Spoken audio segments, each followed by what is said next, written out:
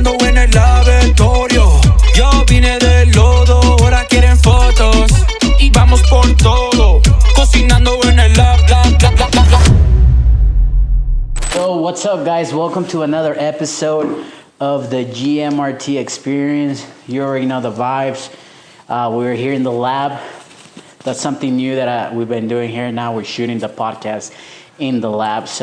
But over here, today I'm with my homie, Brian. Yes, sir. I'm excited for this podcast because I've been waiting to ask him a bunch of questions and I know what he's all about. So this is going to be a really, really, really good episode. So I'll let him start and introduce himself. Yeah, what's up, everyone? I'm Brian Ouellette, owner of Forward Home Solutions, a real estate acquisition company.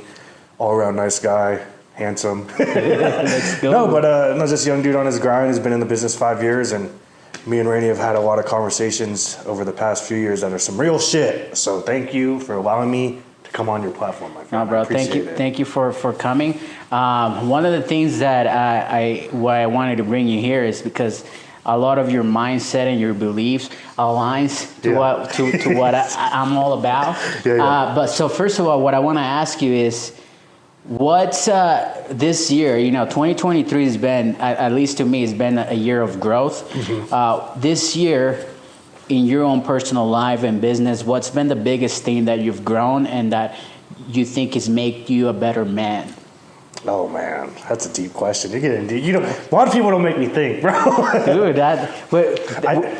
sorry, I don't want to cut you up, but here's I want to give people value. Mm-hmm. So when they get out of the podcast, they're like, holy shit, there was like some real values from real dudes. So you know what it is. The biggest thing that's been a huge catalyst for me in improving my mindset, improving my life, is that in 2022, I fell for the work smarter, not harder trap. I think it's a great thing to have if you have the right tools and resources in place. But I fell for that, and I realized from like December 2022 to February 2023, of course I had a business partner split at that time, which is no bad blood or anything negative to say. But it made me really think, it's like, dude, I fell victim to that mindset because it's a shield for laziness. Yeah. And I really it felt as if I dug myself into the hole because the market shifted in Utah.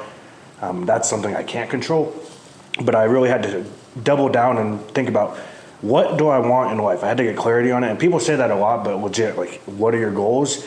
But also I had to dig deep within myself and come to realization with myself and have hard conversations with myself, like, hey bro, you're not as hot shit as you think. That was really difficult for me to have because I'm very ego driven, but I sat down and I analyzed my life, like literally, bro. It's still on my Google Drive for my company, for my team, is 2022 lessons learned and things we need to optimize. So I sat down. It was like a fucking 14-page document, bro. So boom, boom, boom. We need to do this, this, and this. And we started working on that, chipping away at that shit, bro. But then I realized this shit's harder than it seems. I'm sure you can relate. This shit's much, much more difficult than it seems. And I had to push myself even further. There's days where it's like, it's 8 p.m. You could go out. It's beautiful out. Do whatever you want. You're a beautiful lady. You're like, I want to just go out and do shit, bro. But you're like, I have to push further. Or you're tired.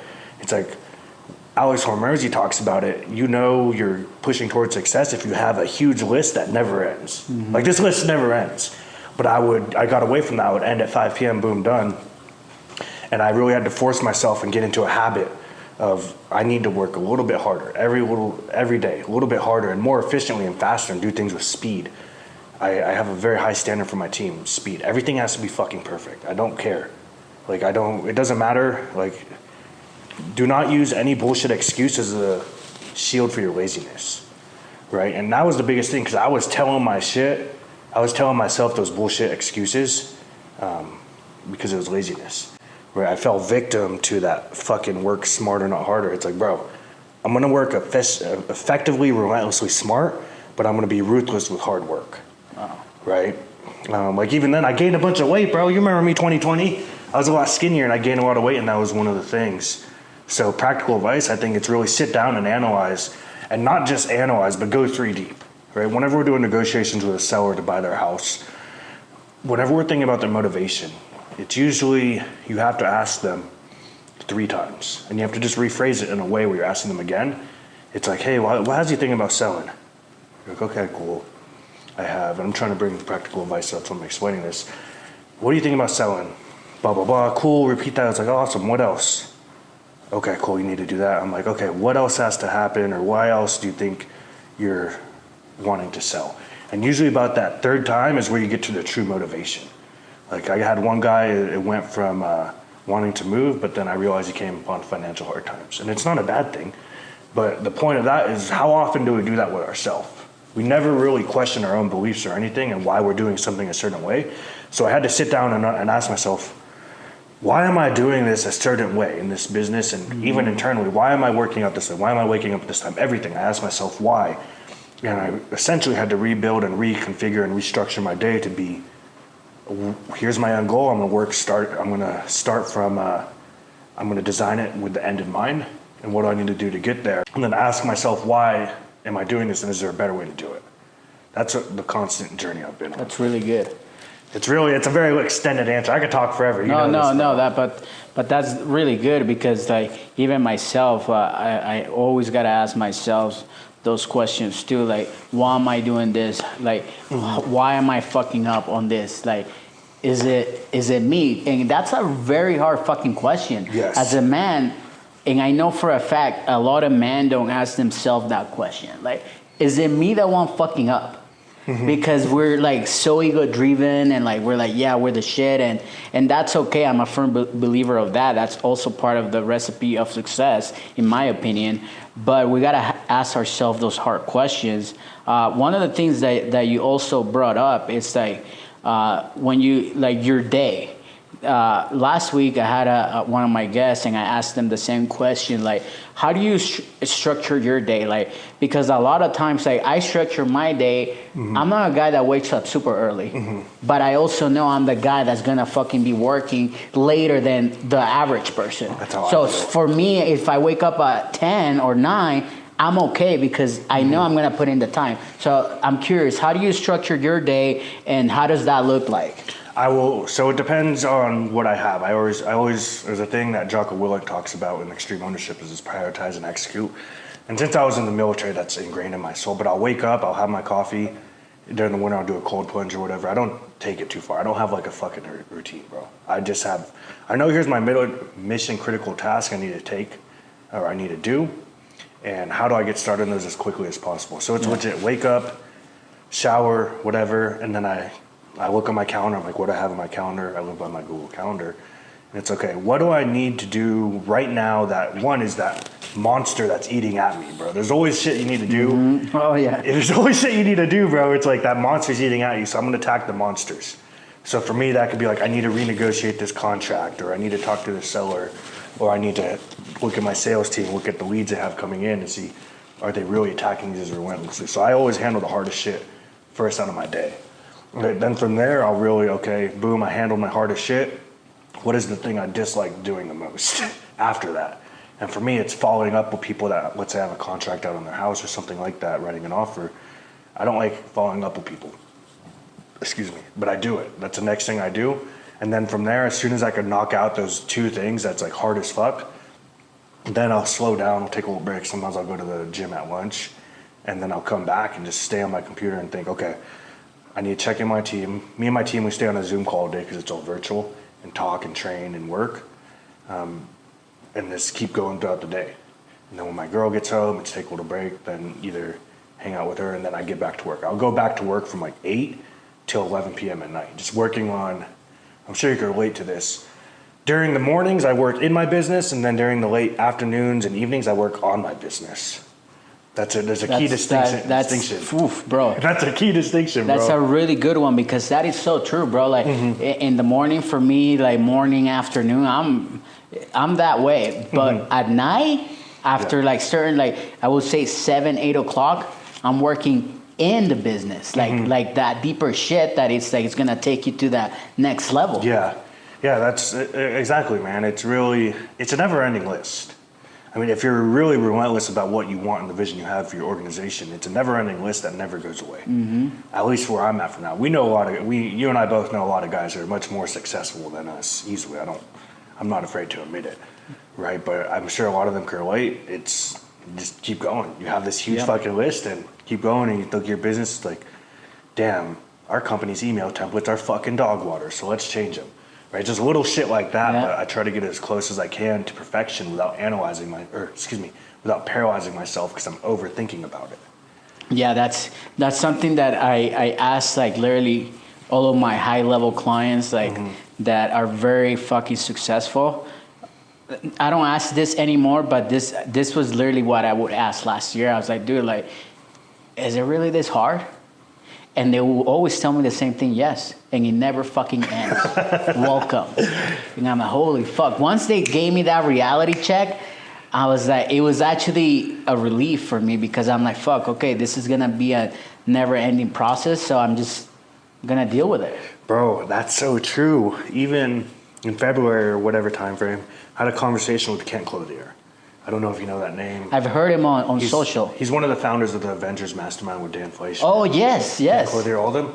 And I told him, like, look, I just had this business split. I have this much left in expenses.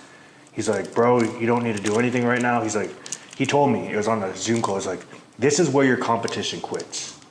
Like, you have to work harder, do more. He told me, he's like, you need to go. He asked me, do you know how to do deals? I'm like, yes, I know how to do deals. He's like, you need to be a hustler and go make $100K this month. I'm like, fuck. But I came to realization after that hard conversation with him, because he's like a mentor to me, because I've been in his mastermind for a while, is, bro, this shit's hard. It's not ever going to be easy. And when I did, you know, it's funny, I could relate back to the polar opposite of that in 2021 when we were first building our business, me and my brother. The first 7 months, we didn't make shit, bro. I fucking sold my house. We didn't make shit. But we're living good, you know, living life on our terms, which we could talk about too, everyone. That's another thing. People say I'm living life on my terms and they have freedom, but they don't really actually have freedom. But it was immensely difficult, and I said, I'm just going to work smart, hard, and I'm going to fall victim. Like, I'm just going to work 3 or 4 hours a day, which I think is great. And I gained a bunch of weight, got on antidepressants, bro, got my fucking heart broke, all this shit, man. This was 2021? Yeah. Okay. After I came from fucking partying and making a lot of money as a regular agent. But as soon as I realized that, like, as I got away from that, I got soft, bro. Like David Goggins says, you got soft, bro. Someone else was carrying the boats. I wasn't carrying the boats, bro. But I realized this shit's harder and I have to work harder than I actually think. There's a point where I hate using the phrase comfortable because no one actually defines that. But there's a point where you're like, fuck. You ever have those days where you're done, you're like, fuck, you think I'm good, but you know in your heart, just like, I could go do these 3 things to move the needle in my organization. And it takes a lot of mental willpower to do that. I got away from that. I said, you know, fuck it, I'll push that thing off. We don't need to do that, right? But then once you realize I need to do those 3 things, it's a compounding effect. But I can relate to that because it never gets easier. You just get fucking better. That's all it is. I like to tell people around me, you just get comfortable by being uncomfortable. Yes, like, bro. dude, like this week, there's been a few situations here in my company that I've had to tell my team. I'm like, bro, like, the problems that, you know, and they're not really problems. There's like stupid shit. It's like, bro, like, if I tell you half of the shit that I'm going through that you guys don't even know, you wouldn't even wake up out of your fucking bed. I can relate to that. I'm like, bro, so let's stop bitching. Yeah. And this was like in a good way. I wasn't like really like being a dick. I was just like explaining them, because when you're building something, it's not like, oh, I have this idea, let's put it out to the marketplace and we're fucking make millions of dollars. No, bro, this shit takes time. It takes like guessing, figuring it out, tweaking it as you launch it. It's never like it's never straight. That's how I know how you feel, because right now, over the last 2 months, 1 to 2 months, I've added 2 inbound marketing channels. I'm like, this is not going how I fucking planned it whatsoever. It's working, but You're tweaking. Yes, it's tweaking, bro. And I learned that from Kent Clothier too. It's funny, man. I went to the first mastermind in September. Right? And I was like, fuck. Which mastermind is this? This one was the boardroom mastermind. Okay. Because it's more so real estate tailored. It's not a cheap one. It's actually fucking kind of expensive. Like, now that I think about it, I'm like, shit, I got to fork the bill up for that. But that's one thing I heard. It's basically a bunch of dudes who are like worth 500 million. And you're a young guy and you go up in front of them and you present your business, like your key performance indicators, your budget, all that, bro. Like a hot seat. Fuck yeah. And it's daunting. But everyone, whenever they talked about it, like, you don't need to go out here and do major overhauls. Just do 3 things that you're going to apply and tweak immediately. And we went from that September, we haven't made shit, bro. And then that following January was a record month. It was $102,000. Fuck yeah. I was like, holy fuck. But those little tweaks, you're like, oh shit, this works. And I feel as if business, because we're in similar time frames in our career and similar organization size, because we're talking about that off camera. And it's just make these little tweaks, bro, and just keep going. But if it's one thing I learned is you could get to a new spot, and a lot of people don't do this, and where a lot of people, especially in real estate, fall victim. They hit, let's say, $102,000 a month, and if they don't hit that again, they're like, oh, whatever. But it's like, bro, I'm fucking panicking. I'm like, that's my new standard, and I try to apply that to everything in my life, right? Oh, dude, that word that you say, panicking, it's literally like it hit home, because like every time we hit a goal, every time like a record, or like you're like, fuck, that's our new standard. And it gets hard because you realize like what it took to get to that, and you're like, what the fuck? And you're telling me I gotta do this again? Yes, bro. Like, because Tim Grover, he talks about winning. Like, winning is Relentless, and the book, I've read that. Bro, it's crazy, because like winning will like congratulate you and forget about you within 5 seconds. Some shit like he talks about like winning, like, and it's crazy because it's so true, man. Winning is very hard. It's very lonely. I'm not saying it's not worth it. Fuck, dude, winning is fucking feels so good, and it's everything. To me, winning is everything, but also, you know, when you fail a lot and then you get that little bit taste of winning, you're like, holy shit, I want it again. Bro, it's a never-ending cycle. It's a very positive, never-ending cycle. But I could relate to that in a very, very multitude of ways. There's nights, like over this past year, bro, like I made that shift in my own mental, and the time when I was actually off social media, bro, and I can show you these on my phone, because you and I have talked about mental health and all that shit, is I actually went deep to the point there was a physical change in my brain, and I had a help of a nonprofit, Forge Forward Project, who put me through the treatment for PTSD related stuff. I didn't think I was fucked up, but I guess I was, because there's dudes that've been through harder shit. But that's a thing, bro. A lot of people, they just win and they celebrate it way too long. You know, and I even told my team this other day, I'm like, and I learned this from my former business partner, who I love and is a great human being. It's like the best time to win is when you're already winning. Ride that fucking momentum train. Don't give up.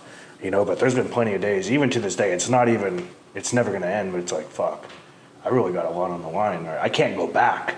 Like, you have to make it work now. Yeah. Because if you go back, you're starting from day one. Yeah, dude, that's crazy. But I wanna touch back really quick on you said. Well, I knew this, but you also said that you were off social media for a while. I want to touch on that because I do that a lot. So I'll go through times that I'm very fucking like out there. Like I'm keeping up, posting every day, like stories, bam, bam, bam, bam. But out of nowhere, I'll disappear for a whole fucking month. Yeah. Bro, and I can tell you that when I disappear, this is just me from my own fucking testing. I've tested this. And I've written it down. Like, when I disappear from everything, from the world's noise, I don't know what the fuck nobody's doing. I'm just focusing on me leveling up, working on the business. I level up. Every time. Every time. Does that happen? That happens to me, bro, because I think if you look at what our modern economy and world is doing, it's a war for our minds. It's an attention span war. It's how can you just, I mean, dude, if I told my girlfriend this, I'm like, if I ever become governor of Utah, I am banning every single fucking billboard on the side of I-15. I just don't like billboards. I hate billboards, right? They're everywhere too, bro. But yeah, everyone's pulling for your attention, man. And you have to be very, very conscious of how much energy you give certain things. Not even from a point of like, oh, I'm helping this dude move his couch, but it's like, bro, mental energy, even thinking about that. And when you remove yourself from social media, it allows you to have more mental energy to reserve for yourself, to allow you to think bigger and go within yourself and have those hard conversations. Because during that time we mentioned last year, is like, You know what's funny? I focused during that time of how can I be more present and not have anxiety. Yeah. Now I never have any anxiety ever. Oh. I do once in a while, like not necessarily anxiety where it's fucking you're in your bed in a fetal position, true story, but it's just you get normal stress of business and it doesn't go away. Oh yeah. But it gets to a point where instead of having problems that arise, you choose your problems. That's a good point. That's where I'm at right now. That's good. Dude, that's good because like even right now, like I'm back on social, but it's like very subtle. It's like one drop here, one drop there. But I know like it helps me because I'm not focused on anybody else or anything else but me and my goals. It keeps like literally keeps me so grounded, bro. It's like beautiful and it's a curse and a blessing because social media is a powerful tool. But I've also figured out too, as I'm testing this social media thing, that this is why you see a lot of celebrities like and artists, musicians, like they don't even fucking post. You don't know what the fuck they do every day. And it's just some fucking person in another country managing their page. Yeah. Dude, because like I have some of my even high level clients, bro. They got other people running their shit. And I'm like, they're fucking smart, bro. Because they're out of the noise and they can focus on keep leveling up, growing the business, taking care of their mind, their body. So to me, that is very, very powerful, dude. Yeah, I think that's a really important thing for anyone to do at least one point in their life. Go 90 days without social media.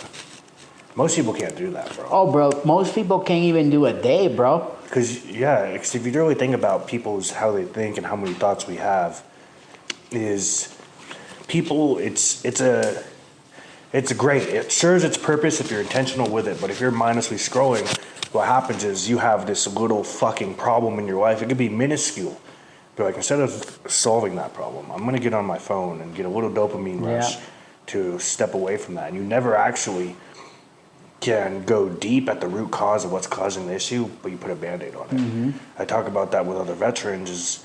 There's a lot of nonprofits and all this stuff that are focused on healing veterans, but really what is it? It's a form of escapism. It's not going to the root cause. And social media is a form of escapism, and you're not going to the root cause of not even your problems, but just your own life of how to level up your life. But then there's so many ways you can look at it and dissect it to the point you're like, holy fuck, everything's a psyop. Dude, and it's like that attention span that we have right now, it's very important that we conserve that energy because like that's what they want. The world wants to take that from us, so we stay dumb. Like, yes, we're just keeping it real here. But dude, this is one question that I've been meaning to talk to or ask you and talk to you about. So I was telling actually Alex, a good friend of ours that we know, this the other day. So about a year ago now, it was August or something last year, we were hanging out here and you brought up withholding your seed. Yes. Okay. We can talk about that unfiltered. I don't give a fuck. Okay, good. So I remember very clear. We were up in Alex's balcony. You were smoking a cigar, or I don't know, it was cigar or weed or whatever. Yeah. Anyways, and you talked about it, and me and Alex were like, no, fuck that, bro. We're never doing that. So I want to tell you my story now. I've been going through a journey with that. Yeah. So I started. You said that, and you just planted a seed in my head. Yes. Because I never even thought about that. I'm like, what the fuck is that, bro? Like, are you nuts? So I started testing it, and I started looking at Dante Young, the black guy. He's a G, bro. Fucking top G, bro. And honestly, bro, the longest I've been on like withholding my seed or what's the other word? Semen retention. Semen retention. It's been 12 days. And dude, I've tested how I feel like, cause I like to journal. And dude, it has changed my fucking life, bro. Yes. And I want to thank you here in front of everybody because like you were the one that talked about it. Sounds crazy. I'm like, how the fuck I've never heard about this? And then I get obsessed, bro. If you tell me something, and it's potentially gonna make me 1% better against the other guy, guess what? I literally get obsessed too. Bro, I'm gonna do the research. I'm gonna try it out. I'm gonna write it down. Like, okay, this made me feel that way. So I want to talk to you about how did you heard about that, or how did you even started doing it, bro? Bro, okay, we could get deep on this motherfucking subject, bro. So in the military, when you deploy, a normal thing is not so much now because we have internet all over the world, but back, I don't want to say back in my time, but more so the generation before me, but somewhat my time, is you bring a hard drive full of fucking porn on deployment, and you don't do shit but lift, go to work, and jerk off and eat on deployment. So a lot of military members get addicted to porn, right? That's more often than not are people addicted to porn. Like, you don't really know it, even if it's like once a day, right? And I didn't realize how literally draining it was, like draining your fucking nut, bro. But it came to a point in my life where I was thinking, I'm like, why? One, I always had anxiety, always, bro. Even before military? Trying to dissect my childhood, because I don't remember too much, but I feel as if I did. Okay. Because even then, I was like, well, I have to do this to. If I do this, it'll get rid of my anxiety, which helps to an extent. But there comes a point where you're like, holy fuck, this is just your reality you're living in, and you think that's normal. Yeah. There was a time I told my girlfriend a few months ago or a few weeks ago, I was like, damn, I used to live like that? That's fucking insane. Yeah. Right? But it came to a point where it was like, I need to find every competitive advantage I could get to overcome my own mind. Wow. Bro, and I was having thoughts with myself. Like, there's times, you could ask my brother, I broke down one time, I was crying for like 4 hours straight on my closet floor. Like, something happened, I don't remember. And my brother's never seen, I'm the older brother, I gotta be a big G, all that shit, right? But I was like, what the fuck happened? And it was really a low point. Oh, I think I had a breakup at that time, right? Because I had one-itis, which we could talk about women and all that too. Okay, we will. Mm-hmm. We will.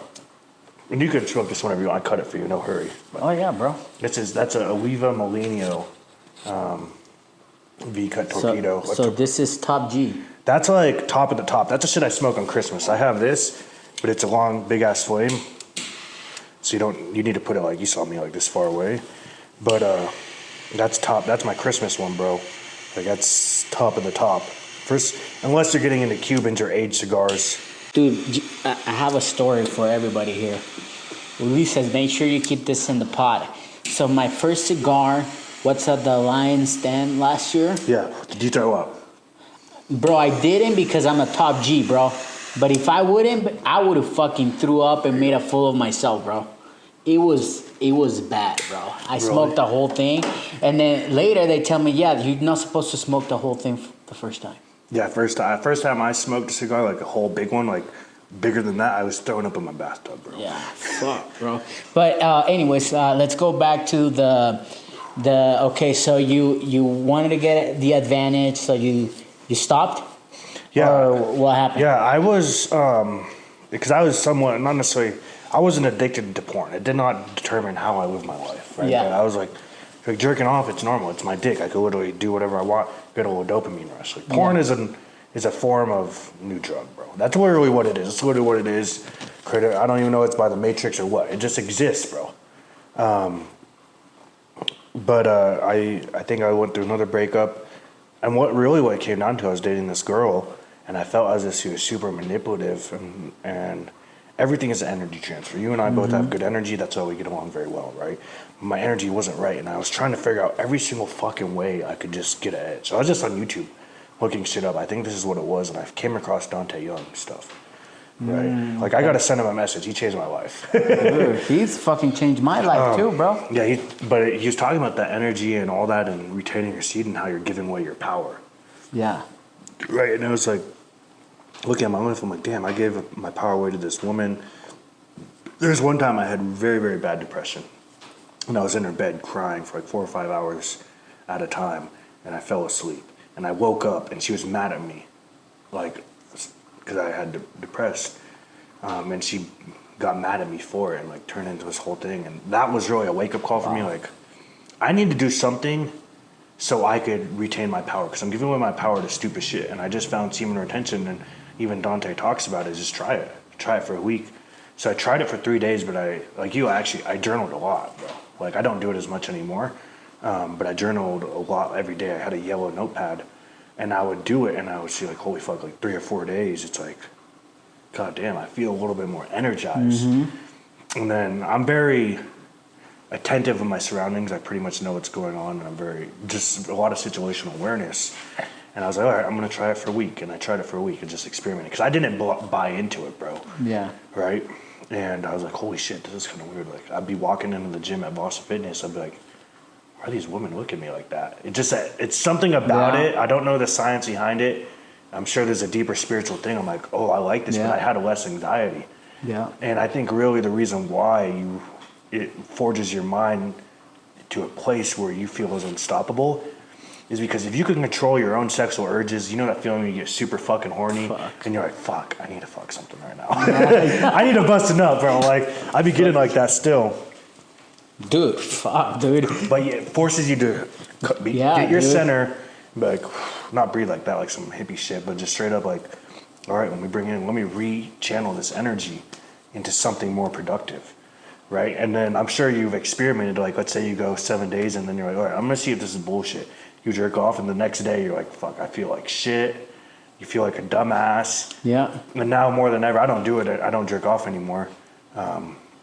Because me having sexual access isn't really an issue too much anymore, fortunately. But if I did, I'm like, because I've experimented it too, even in a relationship. I'm like, whatever, I'm like, oh, my girl's treating me different, or I just feel like a fucking loser the next day. I feel drained. Let me ask you this. So now that you're in a relationship, how does that work? Do you still do semen retention, or like you only release when you're with her and that's it? Yeah, that's the only time I release is with her. Because I've experimented with that too. Okay. Yeah. Dude, okay, that's good. Give me the game, bro.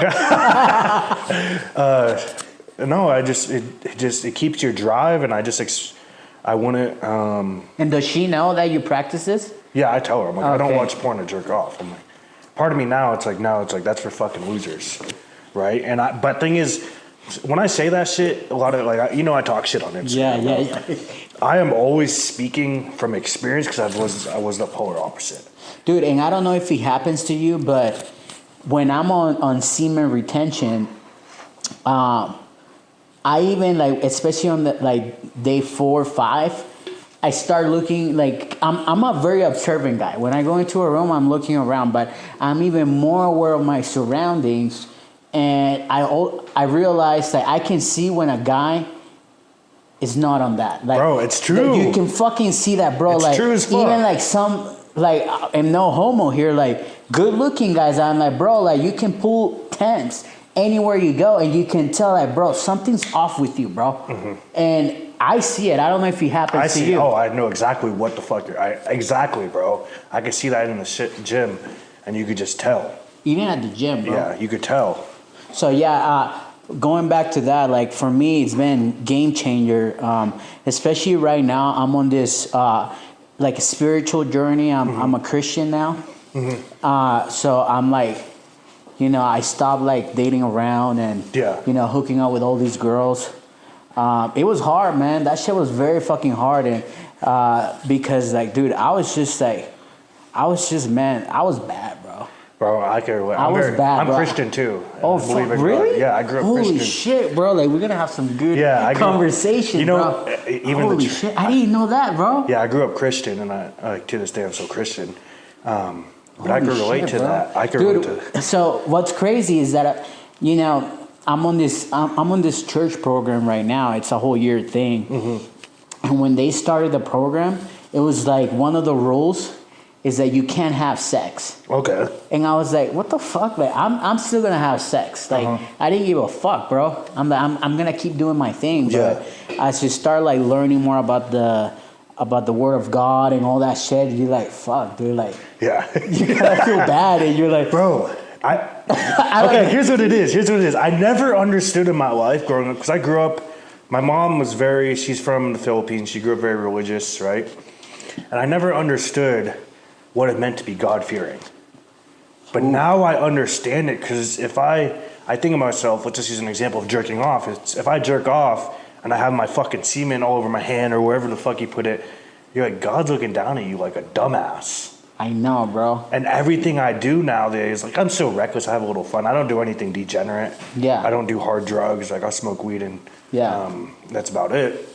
Like I don't even drink alcohol anymore, bro. Yeah, me neither. I've never been an alcohol guy, but you know, I'm kind of like you right now. Like, you know, the dating thing. Yes, I'm like right now. It is fucking hard, bro. I'm telling you, bro. Like, especially some of these women, they can smell when you're trying to be a good man. Yes. They start sending you all these thirst traps, and you're like, fuck, bro. Like, I could literally bust one out right here, right now with you, but you try to, at least to me, bro, I'm trying the different approach now. I understand that. I'm trying to be like faithful, which is fucking hard, but you know, like, I really want to ask you this, like, especially you, like, like, I know you believe that, you know, a man should fucking be a fucking man, a woman should be a woman. What's been your experience, especially leaving the military? How you see some woman trying to be man and man trying to be more feminine or more woman-like? I've been in a couple of relationships like that. Really? Yes, because there's a time I wasn't always a fucking G. Like I would consider us like. You were a beta? Not a beta. Okay. You know what's funny? It is actually a really interesting paradigm because there was a time where I was, right? But in my professional career, both in the military and in real estate, like I'm a fucking savage. Yeah. Right? There's obviously always bigger, badder guys. We talked about that. Whatever. Let's accept that reality as it is, right? But it's like for what I know and what I'm capable of, it was a little bit higher than most. But in the relationships, I took on that role and I fell victim to that same shit, bro. Like literally, I dated this girl that was a hardcore feminist, school, all that, and she's a great, amazing human being. Like I'm not knocking her, but she changed over the years because we split up for a little bit, and I got back in a relationship with her, and I was like, I feel like a fucking cuck. I'm like, wow. And it was terrible. We'd just sit around and do nothing, no adventure, no. To answer your question, he's like a bunch of nothingness. It was like just spending time doing nothing, and it wasn't fulfilling at all. People talk about fulfillment in a relationship, and I think there's multiple ways to fulfill the relationship. But if we just talk about spiritual fulfillment of love for each other, it was nothing. Wow. And has been my experience. Is I don't want to date women that are like that. I don't think it's bad. Is it for me? No. Fuck no, it's not for me. I like a soft, sweet woman who I come home from mountain biking where, you know, it's funny. My girl the other day, or a few months ago, it was a really, really tough spot in the business. And I was like, fuck, I want to fucking quit. And we're just laying in bed, like, it was late at night, and she poked me on the shoulder. She's like, you can't give up. Like, wow. Poked me. She's like, really, you can't give up. She's a keeper, bro. She's a G, bro. You'll like her. You guys will get along. I'm sure if I text her right now to bring us some food or something, she would. Shit, bro. She's going shopping. But I've been on the flip side. She's a very soft, feminine woman that hasn't been with a lot of dudes. But that power it gives you, like, I didn't have that power from that other relationship, bro. And you've seen some of the women I dated. They're beautiful, good-looking women, right? And even then, actually, I don't want to say no fault of their own. It is everything is your fault. You have to really question why you think a certain way. But I never felt that type of power from them. And now that I've been on the complete polar opposite, literally like the type of woman that Tate and all of them preach about, I'm like, holy fuck. I understand why that exists, and that power it gives you is unstoppable. Like, we just went on a trip, and I've never done this before, because I made money, but I never like balled out. But it was a pretty expensive trip. It wasn't cheap. It was like probably someone's like 3 or 4 months worth of salary, just normal salary I spent. Right? It's not a lot, but it was just such but here's the thing. That's a lot, bro. Like, people need to hear this, like, because they're listening to this story, and you're working hard, but you know, because you work hard, you get to once in a while do shit like just that. Bro, I did not look at the price tag. There you go. That's what I'm gonna tell you. I'll tell you what. For some people, it may not be a lot, but I went to the cigar shop, spent like fucking $700. Fuck yeah. But it was that type of trip. But it was just such a better experience with a soft, feminine woman who all she cares about is you, and just being a good woman and increasing your status is making you look good and just making sure your life's good. And like, I don't want to say rewarded, but it's like, I want you to have some of these spoils of war. Right? We went to this designer store. I'm like, get whatever you want. I don't care what the price is. right? Get whatever you want. Oh, we're going here. We're in Vegas, so I'll give you an idea. For part of it, it was like, get whatever you want. We're in California, get whatever you want. I don't care what the price is. I'm not even gonna fucking look at it, right? But I will say, I don't think I could have gotten to that point if I didn't have a sweet, soft, feminine woman by my side who truly believes in me no matter what and only has eyes for me. Fuck. Like, even to the point I told her a few months ago, and the feminist woman will hear this and be like, oh, you're controlling or whatever, blah, blah, blah. I explain why to my girl all the time, but I was like, hey, I think you should get off that bullshit app, TikTok. Right? It serves its purpose, but it will program someone's mind for something that is not in their best interests. You got to think about the rules of social media and everything. These rules in all of life are not meant to benefit you. They're meant to benefit the people in charge, right? But she trusts me that much and my judgment that much, but I've shown her I'm a strong, masculine man who makes smart decisions to earn that trust.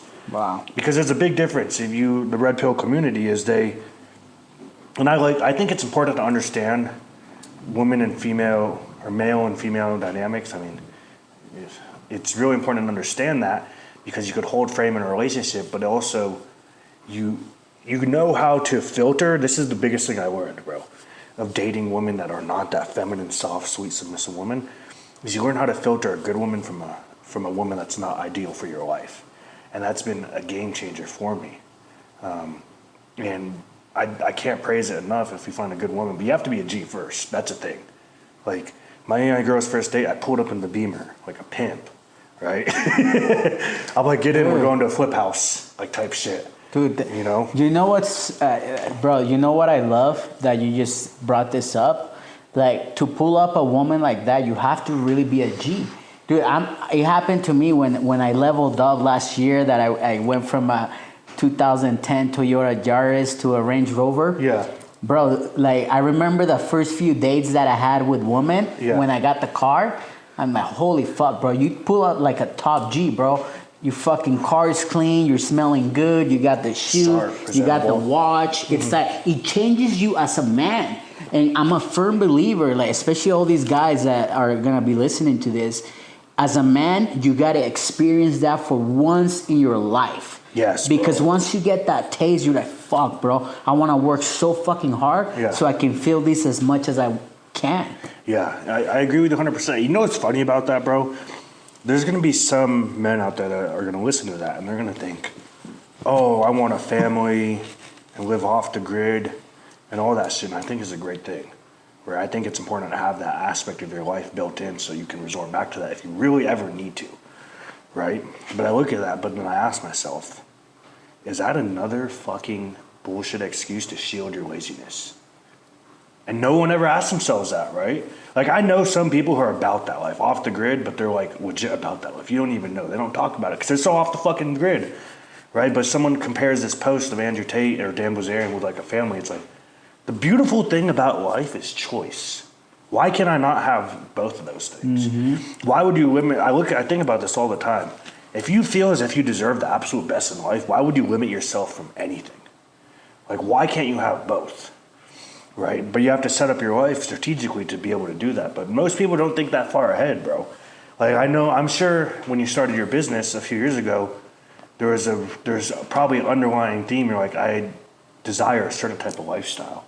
Mm-hmm. And now I think you and I are both in a phase where, like, we got out of survival. Now we started getting some production. And this is more so for me. If you're ahead, like, we went from survival to production, and now we're gaining momentum. And the next level is thriving, right? So that's where I feel like we're gaining momentum. Mm-hmm. But there's a lot of lessons and everything that need to be learned up to that point. You know, and I think about it, if we go back to the part about having, experiencing that part of life, bro, it's fucking, you know how nice it is to wake up whenever the fuck you want? Like, no one thinks about that, right? And I'm not knocking the blue collar man or anything, because I was in the military, did harder shit than a lot of people. Yeah. It's just such a beautiful thing when you set up your life that way and you can experience the spoils of war. That's what I get at. Dude, I like that, the spoils of war, because here's the thing, like, I think about that too a lot of times, like, especially when it's like 9-10 10 in the morning and I'm walking the dog. And then I'm literally walking the dog. And before I get to the park, I got to walk this busy road over here. And, bro, I see people driving on their way to work. Yes. And I can see some people already working, like in the coffee shop. Yes, and I'm literally just waking up. I'm listening to like the Bible or like something about God on my AirPods. I'm walking the dog. I'm chilling. I know, like, once I get out of that, the day's gonna be fucking hard. But that hour that I gave to myself with my dog is the best fucking hour, bro. And 100%. And you know what's funny about that? Because you've been in the business 7 years. I've been doing this 5 or 6 years.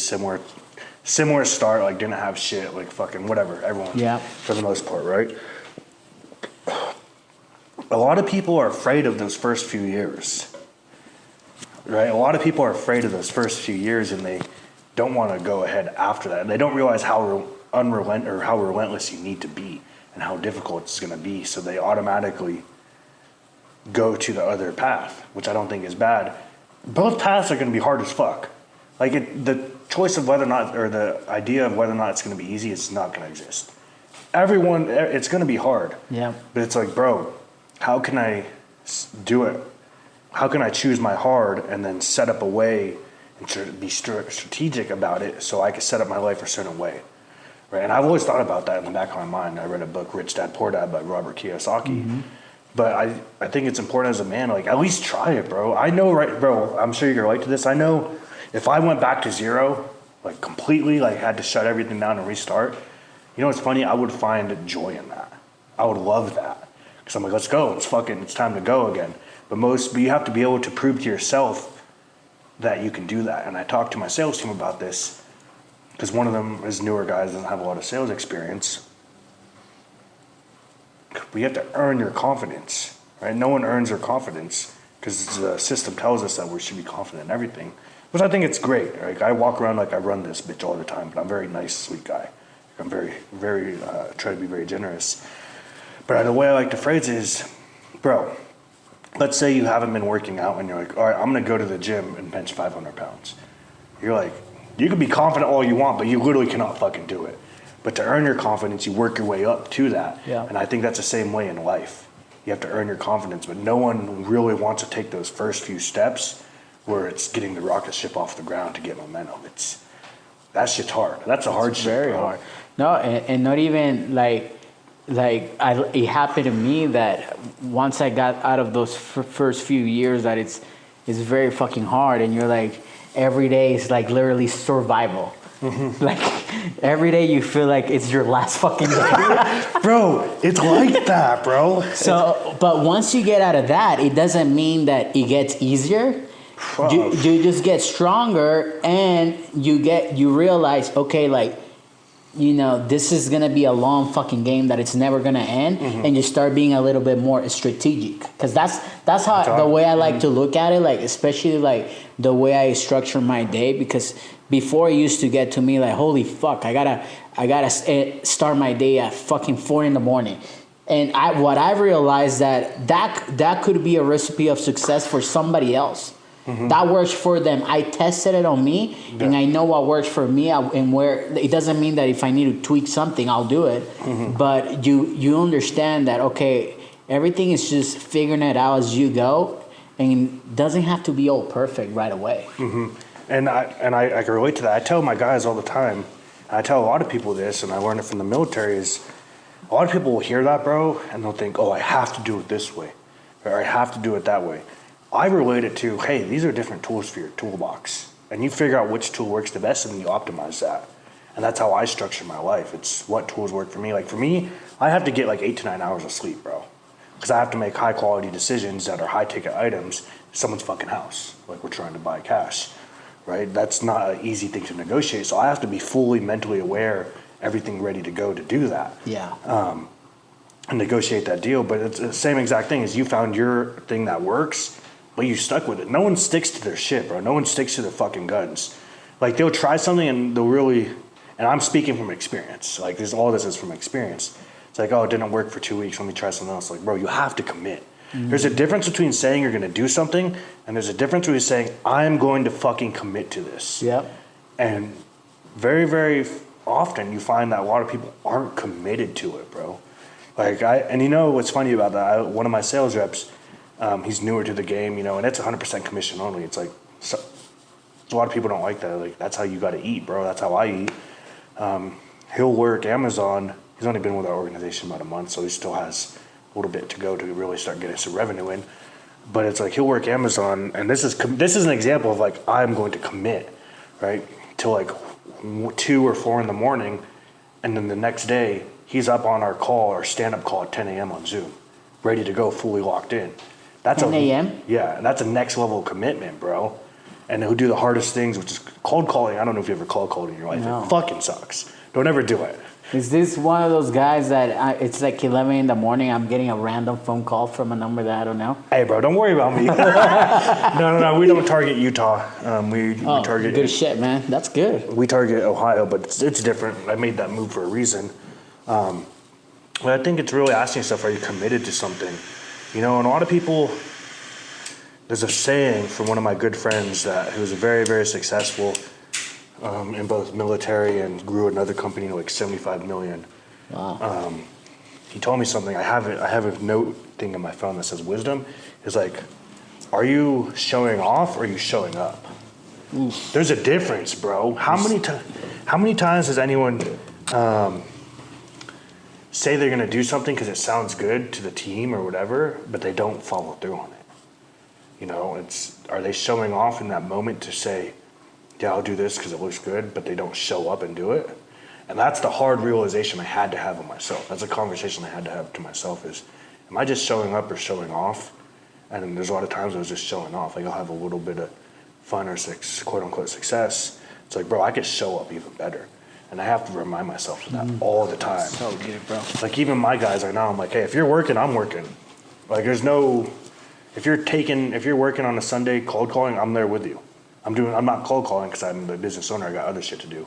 But it's the same thing. Is you showing up or showing off? Dude, that's so good because I do that too, bro. Like the way I have this thing here arranged is so the team works out of here. If they're working, I'm in my studio working, and I'll be coming back and forth, like talking to them, like because I feel like even on Saturdays they're working. Mm-hmm. I'm doing some shit here with them too. Yeah, and I'm sure you have I haven't met your team members, but it's like it's a good culture of hard work. Oh, like, fuck yeah! It's dude. like it's the normal. It's the fun. Andy Frisella talked about this. I never understood this because I used to listen to Andy Frisella. I still listen to him all the time. Like I was always just DMing him about his new Ferrari. And I'm like, I said that's an Apex Predator spec, that SF90 convertible drop top or whatever. But I never really understood it. He always said build a culture of hard work, and that's the normal, and anyone that's not part of that gets weeded out. Not even by you, by your guys in there. And I'm like, me and my guys are fucking holding, or just boom, we're taking to the next level. It's like that's hard work is our new standard. Like even my boy Landon, who's one of our sales reps, he's like, he texted us a progress pic of him in his gym, of him at his back muscles. I'm like, let's go. But we say, let's take it to a next level, bro, type shit. But you have to be able to do that with yourself first and foremost, because there's a difference between liked and being liked and respected. And liked and respected is someone who follows through on their word and leads from the front, right? And the liked is just someone who says, oh, they're showing up, or showing off. And I had to have that conversation with myself, bro. Like when we talk about earlier how I took a break, it was me reconfiguring my life and my own mental model so I could be showing up, not showing off. Wow. So now when I do show off, just know there's showing up, a lot of showing up behind it. And you would say that all of this, I would assume that, you know, having your new girl, which I mean not new, but like your girl, like this type of woman that you were manifesting, has been part of that recipe. Because here's the thing, bro. Like right now, I'm on a journey to really find this woman for the first time in my life. Mm-hmm. Like, and it's very scary because, you know, at times I'm like, fuck, it gets kind of lonely, And this is where I could easily go back to the old ways. Send one DM, send one text, like pull up. I can still do that. Yeah, it's like that. But it's like, no, bro, you're actually now looking for this woman. But to me, it's because I know, and I've seen it with a lot of my friends, and especially very successful friends, that having a good woman right next to you by your side, bro, you just automatically just level up the confidence, everything just. Yeah, 100%, bro. And you know what's funny? When I met, before I met my girl for like that month, bro, or 2 months beforehand, or probably like a 4-month period, I said, you know what, I'm gonna be an absolute fucking whore. That's like, I'll do semen retention, do the spiritual shit, but I'm like, I'm gonna be an absolute fucking whore. It's insane. You went the opposite route. I went the opposite, but and I think about, I think a lot of life is magnetic, right? You don't want to. If you chase something really hard, it's going to push it away. Yeah. So I learned this concept, I don't remember from who, but it's just, I'm going to attract what I want, but I'm not even going to think about it. I'm not attached to the outcome at all. Even my sales guys, I'm like, don't be attached to the outcome. Be attached to what's going to move the needle forward right now. But the outcome, it may or may not happen. The outcome is making a fucking ton of money. It's like, that's not the outcome. Focus on the journey and the process.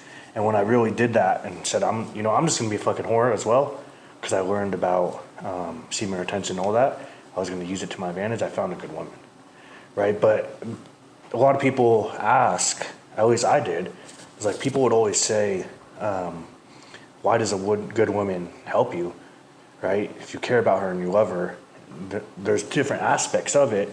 Like the I won't give up example I gave you, that was a perfect example. You know, another great example too, though, is probably 3 or 4 weeks ago. I don't remember what, right? And I told my girl, she still works full time. We don't have kids. I'm like, hey, can you get this day off? And she couldn't, right? And me as a man, I'm like, I understand. We're still on the grind, right? Like I do pretty well for myself, but I reinvest a lot back into the biz. But I'm like, you know how disrespectful and offended I fucking feel because some random dude said my girl couldn't have the day off, so as her man, she can't come with me to do this fun shit I want to do. You know how fucking pissed I was, bro? I was literally in my closet, like, I sat down, I have a meditation chair in my closet. I was mad as fuck. I was like, I need to get rich and set up my life so no one can tell any of us what to do. Ever.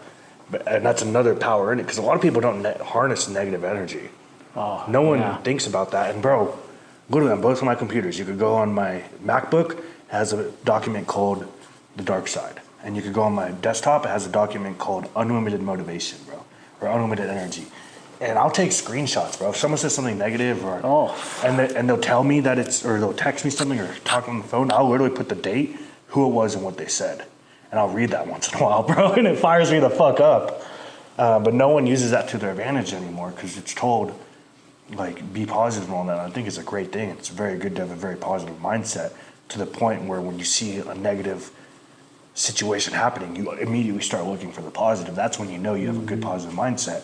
But it's also understanding the negative and how to use it to your advantage. Dude, because that's so good. Life is fucking hard as fuck, right? As a man, it's very, very difficult. We play life on extrovert mode. You're on Halo playing extrovert, bro. It's on hardcore. It's so good because even my guys here know that I operate a lot on that dark side. Yes. A lot of it, bro. And to me, it could be like I'll see something on social media. Somebody said something, or I heard this stuff, or oh, you went with that other customizer and not me. Cool. All right. Fuck you. Now I'm gonna show you who's the fucking man. Yeah. Dude, and I operate out of that, bro. It's like, and sometimes I think about this. Holy shit, bro. If people operate like take that dark, that energy, bro. Go to that dark side and use it to your advantage, bro. It's like unlimited power, bro. It's like a superpower, bro. Bro, and no one taps into that very, very rarely. Like it's a really good skill to harness and understand, but to a point where you don't get overly emotional that it limits your capability and ability to win. And not very often you really think about that. But the thing is, we know it exists, right? I hate... I like my car. It's a nice car for someone. Like I told you, I'm only 29. Like a lot of people, I would hazard to say, most men our age, we trade places with you and me. Like, we're not $800 million dudes yet, should I say. But a lot of people trade places with us, right? Like, you have a beautiful place here, blah, blah, blah, the whole 9 yards. But I get pissed when I'm rolling down the road, bro. I was driving in California the other day, and this motherfucker in like a blue drop top Lambo drove by. I'm like, fuck you. Why is your car cooler than mine? I want a cool car. So it just drives me harder. And I don't get to a point where I'm so caught up in that it makes it my whole personality, which is my personal reality. But it just is harnessing that energy to go do things that will level me up. Yeah. It's a form of anger in a very controlled way. Yeah. Like, I don't want to hurt anyone or have anyone lose or anything. Absolutely not. But it's, hey, here's the reality. I want to fucking win. And that's today's modern form of warfare. Fucking kings used to go out and just, if you really think about it, bro, like, I was thinking about this today. I always break things down in like a most simple way. Like, you're explaining it to a fucking 30-year-old or 3-year-old dog. Yeah. It's like, motherfuckers used to really go out and conquer the world, say, you know what? I want that area of the earth, so I'm going to go over there and kill all the military-age males and take over the village and burn the village down. If you think about that, that's actually really, like, stupid. It's like, why would you want to do that? But that, as a man, if you're tapped into yourself and you could have those conversations with yourself that you want to go out and conquer, you're like, that's normal. Like, that's in our soul to do. Yeah. But when you get away from that, you're going to be fighting other shit too. You can either fight that and use it to your advantage, or you could fight any other bullshit at a 9 to 5 or something like that. Like, it's going to be hard regardless. Choose your fucking hard. Yeah. But a lot of people, I don't, and I say a lot of people because it's really, I walk around the earth, bro, and I want everyone to win. I want everyone, like, do your thing, freedom of choice, which is beautiful about life is choice. But it's like, I think about this a lot. Ed Milet says max out. Like, if you read his book, I don't know if you read his book. The Power of One More. Yeah, I read that too. It's like, bro, I want to juice the lemon, 100%. I want to juice that motherfucker till I'm taking the dried ass lemon fucking peel and putting it on my salmon, bro, type shit. Yeah. And I don't know why our world or young men like ourselves have gotten away from that. Well, I'm sure why, because we've been programmed by a lot of bullshit. But I just want to go out and conquer in the most respectful, non-degenerate way. Yeah, dude, and it's good that you say that, because that's one of the reasons why I started this podcast. Because, you know, like, even doing this and putting yourself out there is hard. Like, you know, like, to me, this is just like a form that I can give back, because I talked about this on my intro episode that when I'm still on this journey, but when I started my journey, I was looking at guys like you and me, what we're talking about right now. Like, fuck, I need to find men that are out there doing real shit that can keep it real with me. That, yo, bro, this shit's gonna be hard, but here's the thing, like, here once in a while, you're gonna be able to pull up to the restaurant and, like, get everything, whatever the fuck you want, baby, just get it. Like, don't worry. Shit like that. I did that at Fleming's the other day, where I was like, damn, that was a big check. I'm looking back. I'm like, damn, I haven't even put the tip yet. Yeah, dude. But it's fun, but I can relate to what you're saying. But it feels good. It feels good. And, you know, I actually relate to something I learned in the military, because I was a staff sergeant in the Air Force, is when you're coming up, when you join the military, it's fucking scary, bro. You're like, all right, well, the military entrance processing station, not sharp, but I operate at a high octane level. I'm just that type of individual. There's no right or wrong answer, but for me, I like, when I smoke weed, it's like a nice cup of wine at the end of the day. That makes chill, sense. Right? I don't think there's anything right or wrong, but regardless, anyways, when I was in the military, you're going in there, you're like, fuck, this is scary, right? You go through boot camp, you go through the academy, and you show up I showed up at Hill Air Force Base, like, got picked up like 2 a.m. by some fucking random, like, 22-year-olds that I never met in my life, and said, hop in the car, we're going to the fucking dorms type shit. It's scary, right? And you don't know what to look for. We didn't, in 2013, like, there's social media, but it wasn't really interconnected like we are now. It was like you're fucking using Facebook and, like, that stupid shit. I remember that. Yeah, and it wasn't a normal thing where you could DM big entrepreneurs and talk to them for advice. That wasn't a thing in 2013. But that's how it is in the military. You're like, I don't know what the fuck is going on. You never know what the fuck's going on. But when I got older and more mature in the military, there was a saying that was told to me. I don't remember who it was. Whoever told me, thank you for this. but it's be the sergeant you wish you had, right? Because everyone, you're a sergeant, you have a sergeant, and you have your troops, and some of us have had shitty sergeants, and you ask yourself, be the sergeant you wish you had.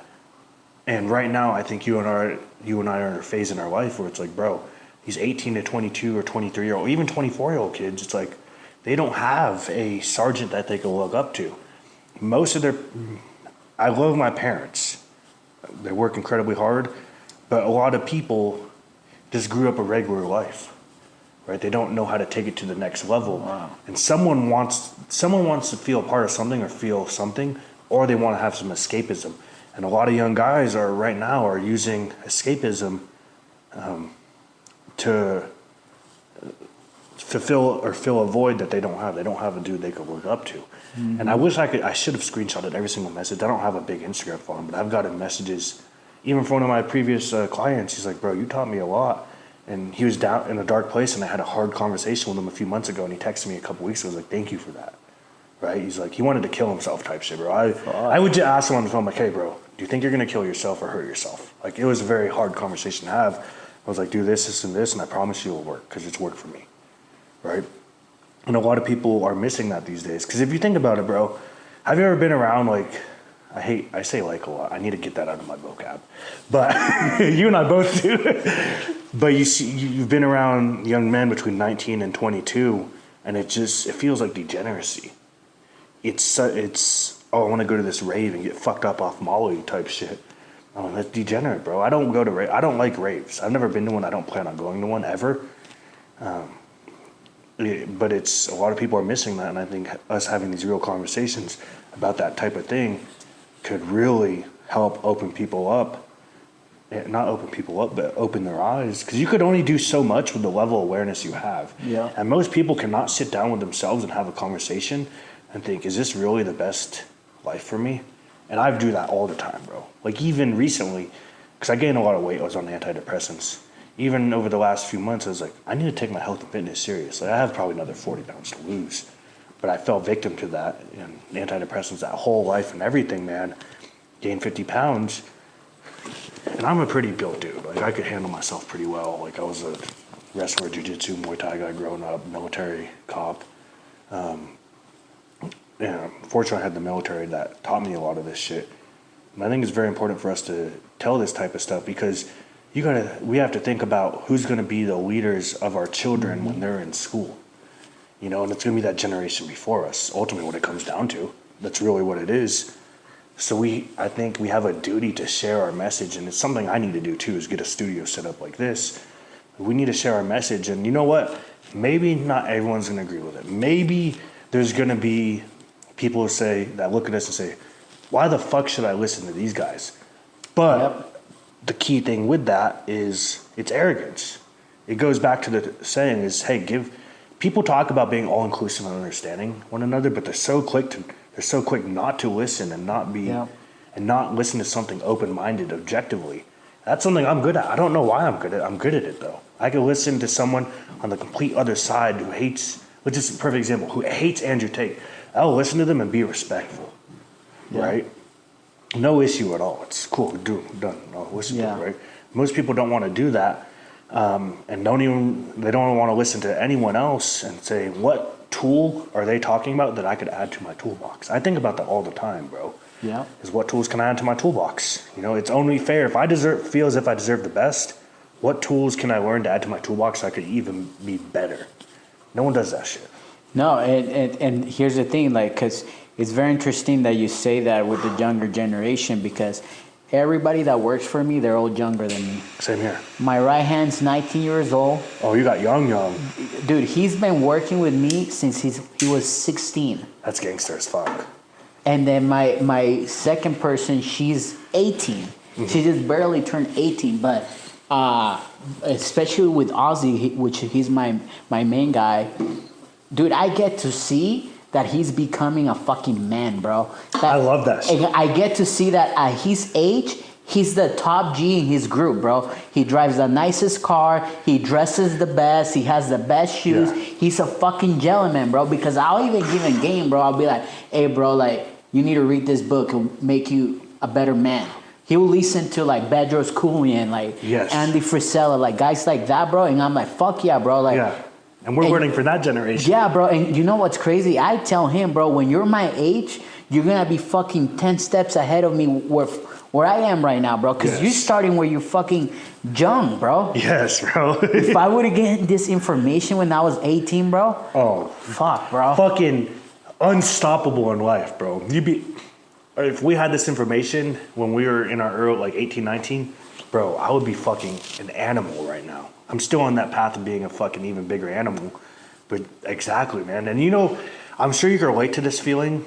Because I want to make a lot of money. I want to have a $500 million portfolio. That's my end goal. Yeah. Well, right, my next goal is $20 million within the next 3 years. I know exactly how to get there. 50 rental homes in Utah and a certain amount of revenue in my company. Whatever. That's normal. You start with the end in mind. Damn, I totally blinked out on that. But I'm sure you can relate to this. I love putting people in positions where they can win. It feels so good, bro. Feels good, bro. And people appreciate that.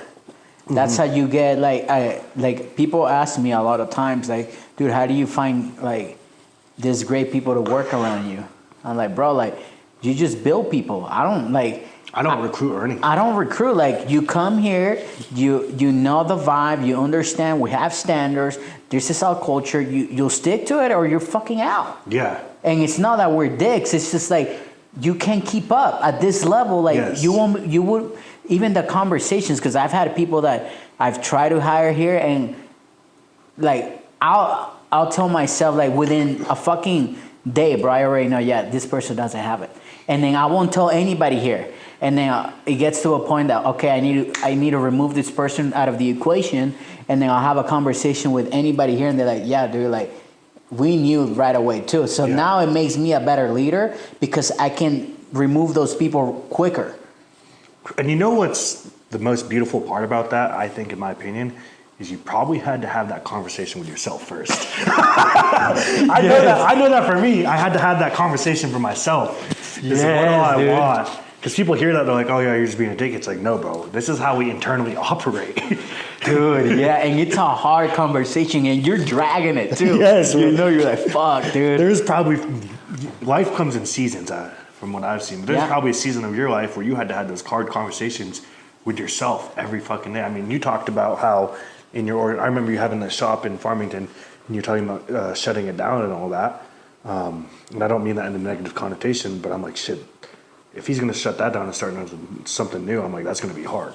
I know how hard it is already, especially in your industry. Like I would hazard to say in my industry, if you need to light that more, I got the lighter right here. But in my industry, got it alive again. There's a blueprint you could follow, not to a T. Yeah. But I don't know. Correct me if I'm wrong. I'm very ignorant on this space and what you do, but it's something that seems more new in the world, bro. I'm glad that somebody noticed that, because, bro, like now I see all these sneaker stores. I see them everywhere, bro, and I'm like, bro, I did that already. I know what you're going through. I know, like, it's all new, bro. Like, especially like custom.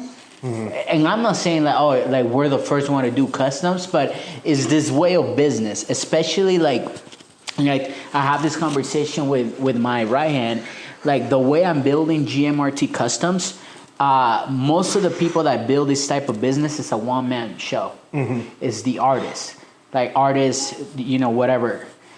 Here, it's about a team effort. So I try to build this like how Apple built Apple. Mm-hmm. Like it's like, fuck, dude, everybody's putting something into the big recipe, bro. And it's fucking hard because there's only a few people that I can say, fuck, that guy, like, is doing it at the level that I want to be at. Mm-hmm. Only a few, like there's literally only two. And in real estate, there's thousands. Yes. So props on you on that, bro. That's a grind, dude. And even when I try to explain people like custom shoes on Nike, then like cutting bags and like cutting a jersey or like doing all this crazy shit. They look at you. What the fuck are you talking about? There's been times I DM'd you. You could be cutting up an LV bag. I'm like, bro, just give me the bag. I'll buy it from you. Fuck, dude. It's crazy, bro. And it's a battle, but it's a fun battle, you know, because the way I like to explain like the team is like we're building something that 5, 10, 20, 30 years from now, this another generation is gonna look up to and be like, yo, they paved the way to this new style of this new art. Like somebody has to do it. Why not us?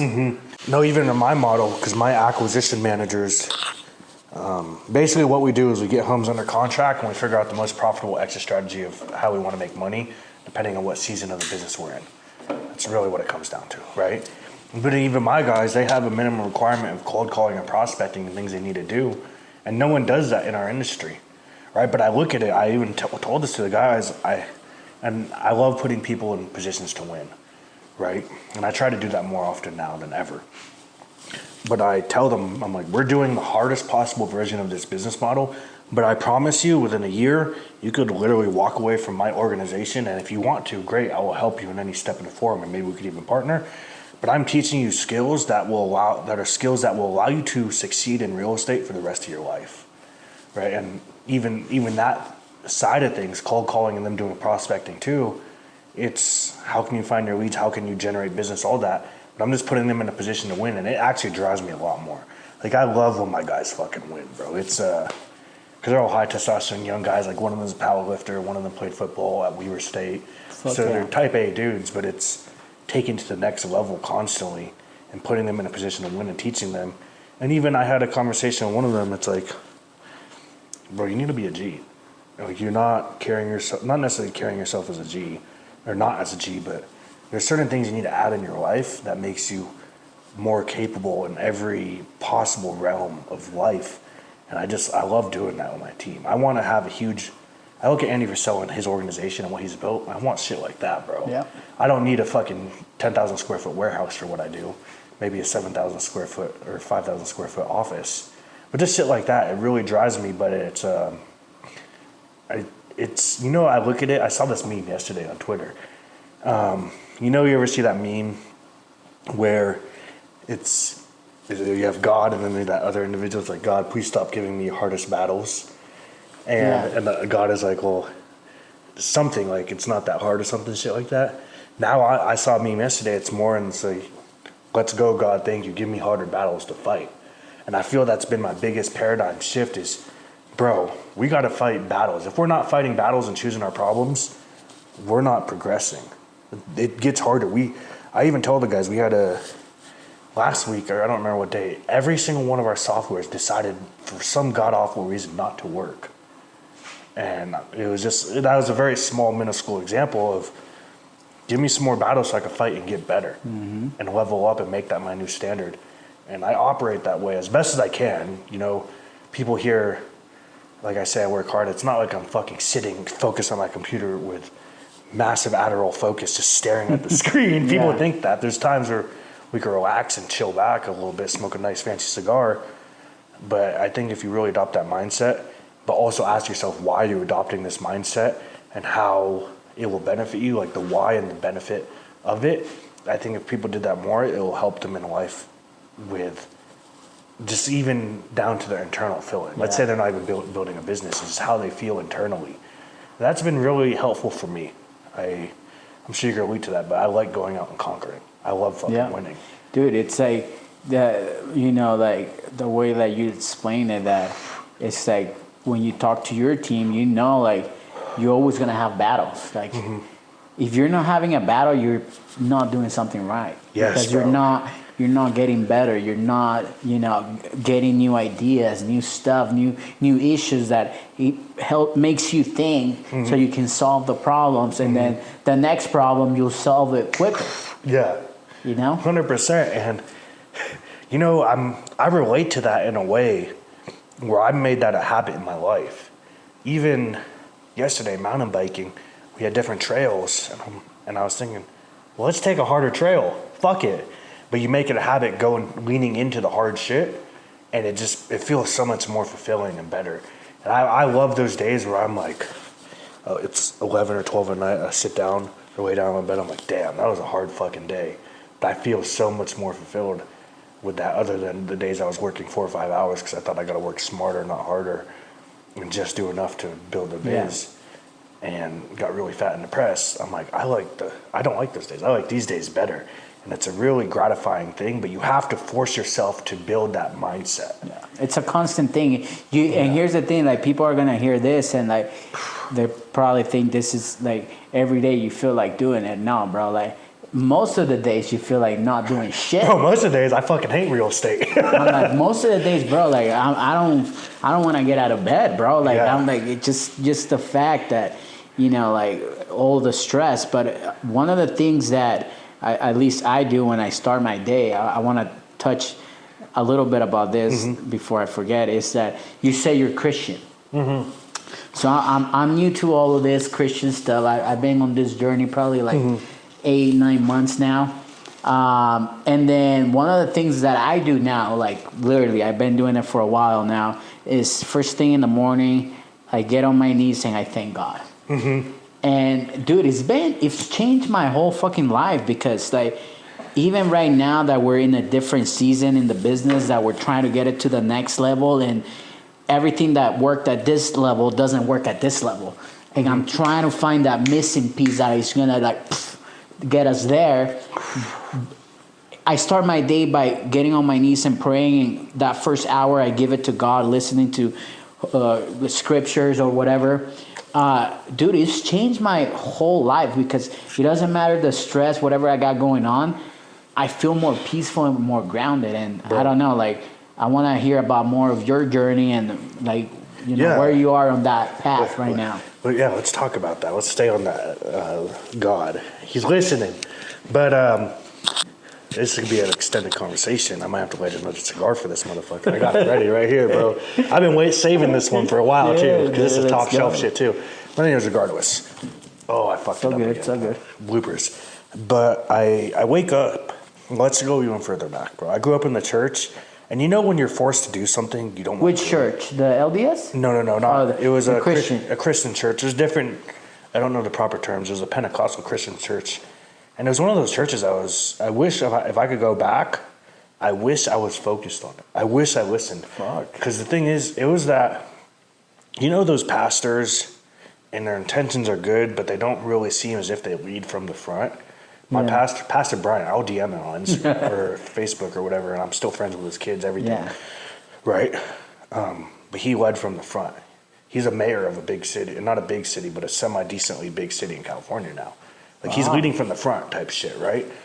But I grew up being forced to go to church, even on 8:30, I think, or 9:30, I don't remember, every Sunday, no matter what. The first time I ever got drunk, I remember the next day going to church with my mom. It was that type of shit. It's non-negotiable. And whenever you're forced to do something, it's the law of polarity. You're pushed away from it, right? And I got away from that. And I just started to have resentment towards God. Not necessarily resentment, but not as much trust and fulfillment. Because I would look at it, and I didn't understand my mom's story. Because my mom grew up very poor in the Philippines. Third world country, poor, came to America. You know, you've heard that story before. I don't even need to explain it. Like, it's a pretty general story. But I didn't understand how far she came. So I didn't have gratitude or understand that. Right? So I'm like, okay, cool, whatever. Did my own shit. I could have been a pro BMXer. Like, even some of my best friends say that. Blah, blah, blah. And I got away from that shit. Didn't play football or wrestle my last senior year or whatever, because I found this little thing called marijuana, which I don't think it's bad, but to an extent, anything could be bad. Yeah, you drink enough water, you fucking die. Or drink too much water, you die. Or you drown yourself. And I just found myself in that trap, and then I joined the military, right? And I wasn't really... How old were you when you joined? 19. Okay. 19, I worked at McDonald's for 7 to 8 months, or probably 9 months prior to joining.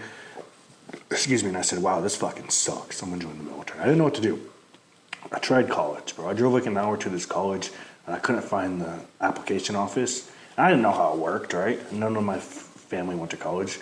I'm like, fuck this. I'm not going to college. And people know that intrinsically in their heart. I can't even say the word. So I joined the military, blah, blah, blah. And I was a police officer, military police officer. Take that as you will. Some people think it's hard, some people don't. for me, there was times where it was hard, but it wasn't really like hard. It was pretty effortless because anything I do, like you just mentioned earlier, you become obsessed with and you learn to do it very well. There's not many things that I am exceptionally well at pro level type shit. There's not many, but I'm pretty above average on everything I do.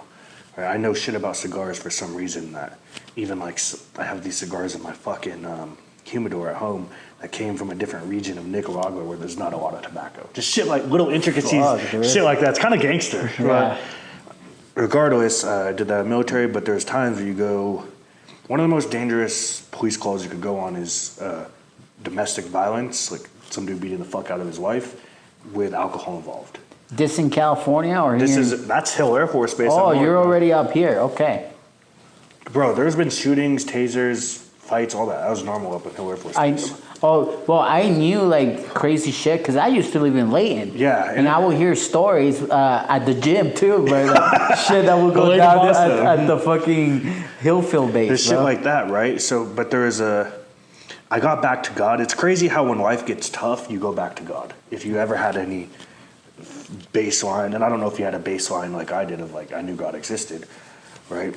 But I had this is a Bible verse, Psalms 144:1. Look it up. But it's praise be the Lord my rock who trains my hands for war, my fingers for battle. So every time I had a sketchy situation, even on deployment, and ours wasn't a super high like risk combat deployment, there's times when this is kind of sketchy. I would literally repeat that in my mind all the time.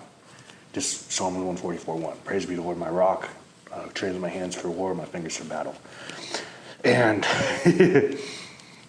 so it saved me. I think it saved me in a way where it just kept me grounded. You don't know why, it just did.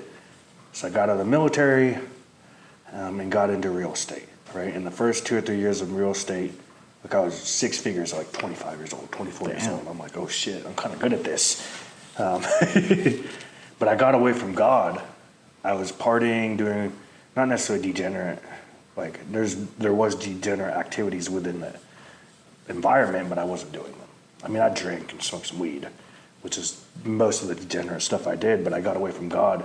And what's funny, looking back, I never even thought about it till now, looking back from that time frame, and it wasn't that long ago. I'm talking 2019 to 2021, bro. When I got away from God, that was the most anxiety and depression most I've ever had in my life. Wow. And looking back, it was probably a way of God telling me, hey, bro, get your shit together. I'm here. I'm helping you out. I'm giving you these blessings, right? And I got away from that. And then something happened after 2021, and I had my mental health was terrible, bro. I gained a lot of weight. And I started, whenever you get back to a difficult situation, you revert back to what you know and what you grew up with, which is reality. Because people talk about mindset, but if you ask what is mindset, they can't really define it. But what it really is, it's a mental model / rule set that you have in your mind that you operate by. So I got back to that, and whenever I said, okay, God, I would just talk to him.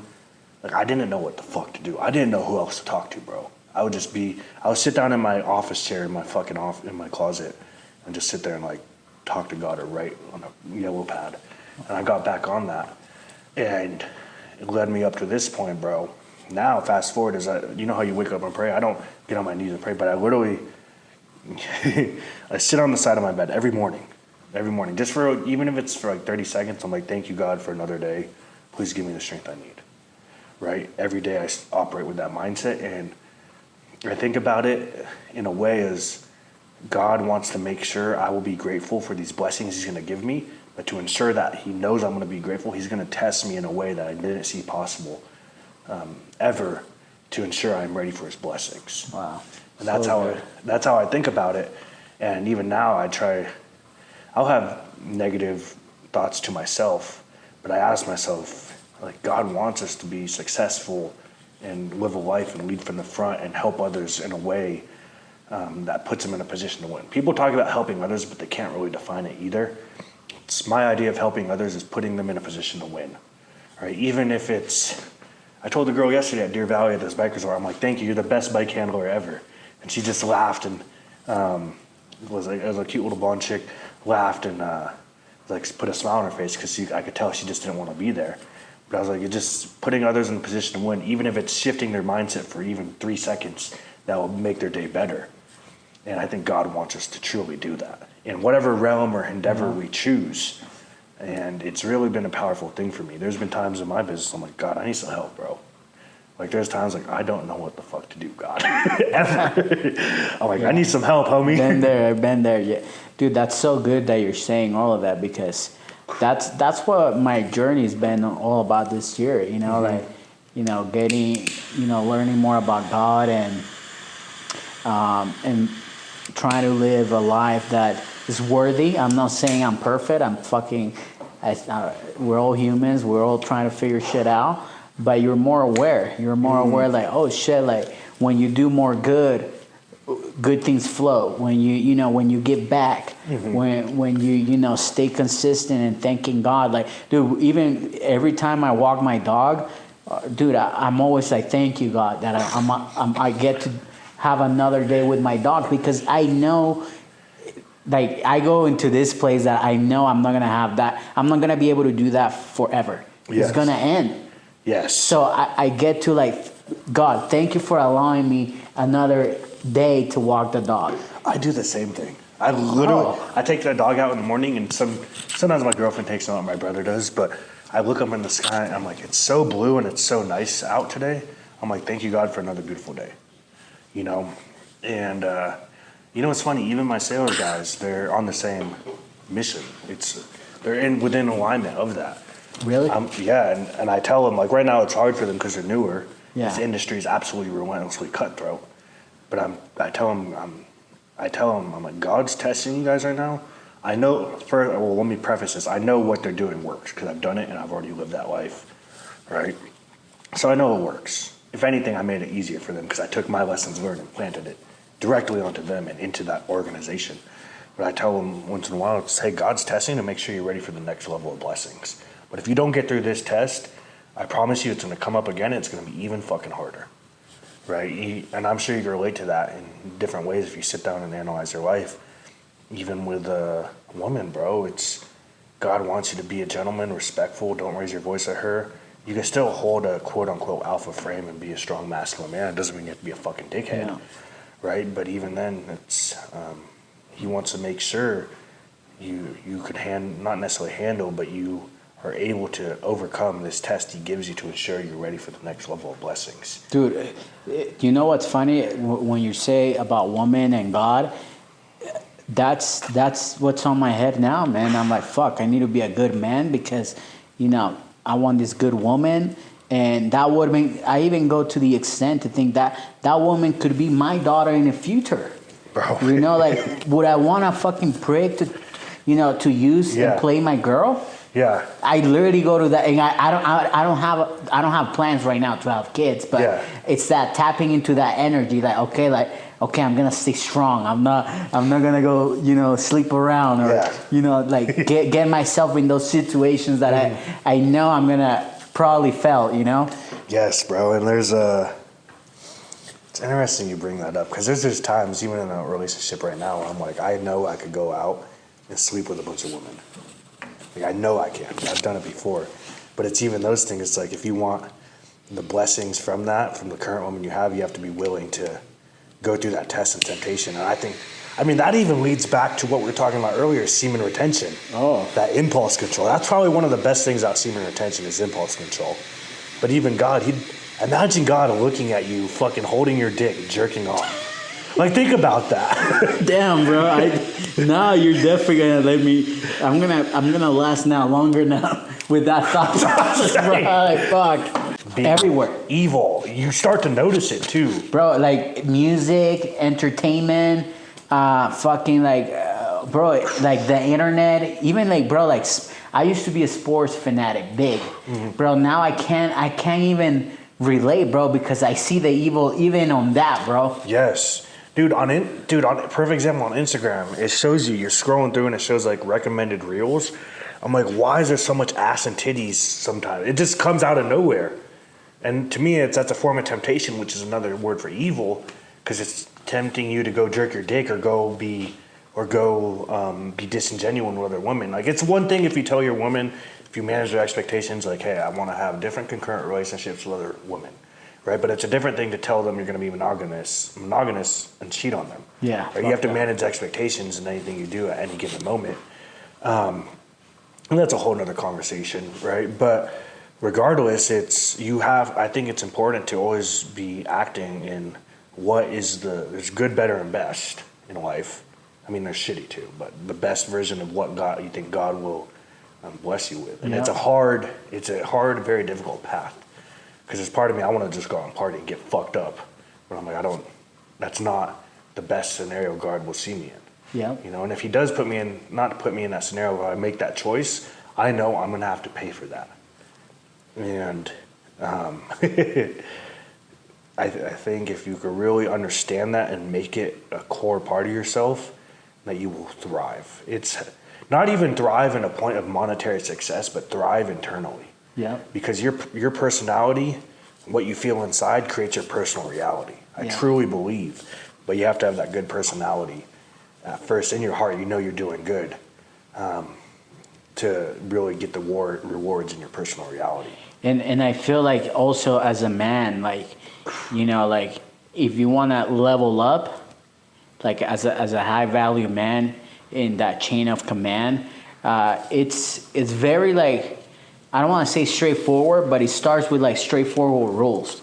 You know, like, okay, make sure you're working out, make sure you're like taking care of your mind, make sure that you're like reading and all that stuff. Like, even like, honestly, bro, like I'm not a withhold your seed expert or semen retention expert, but I will even encourage every man to go through that journey.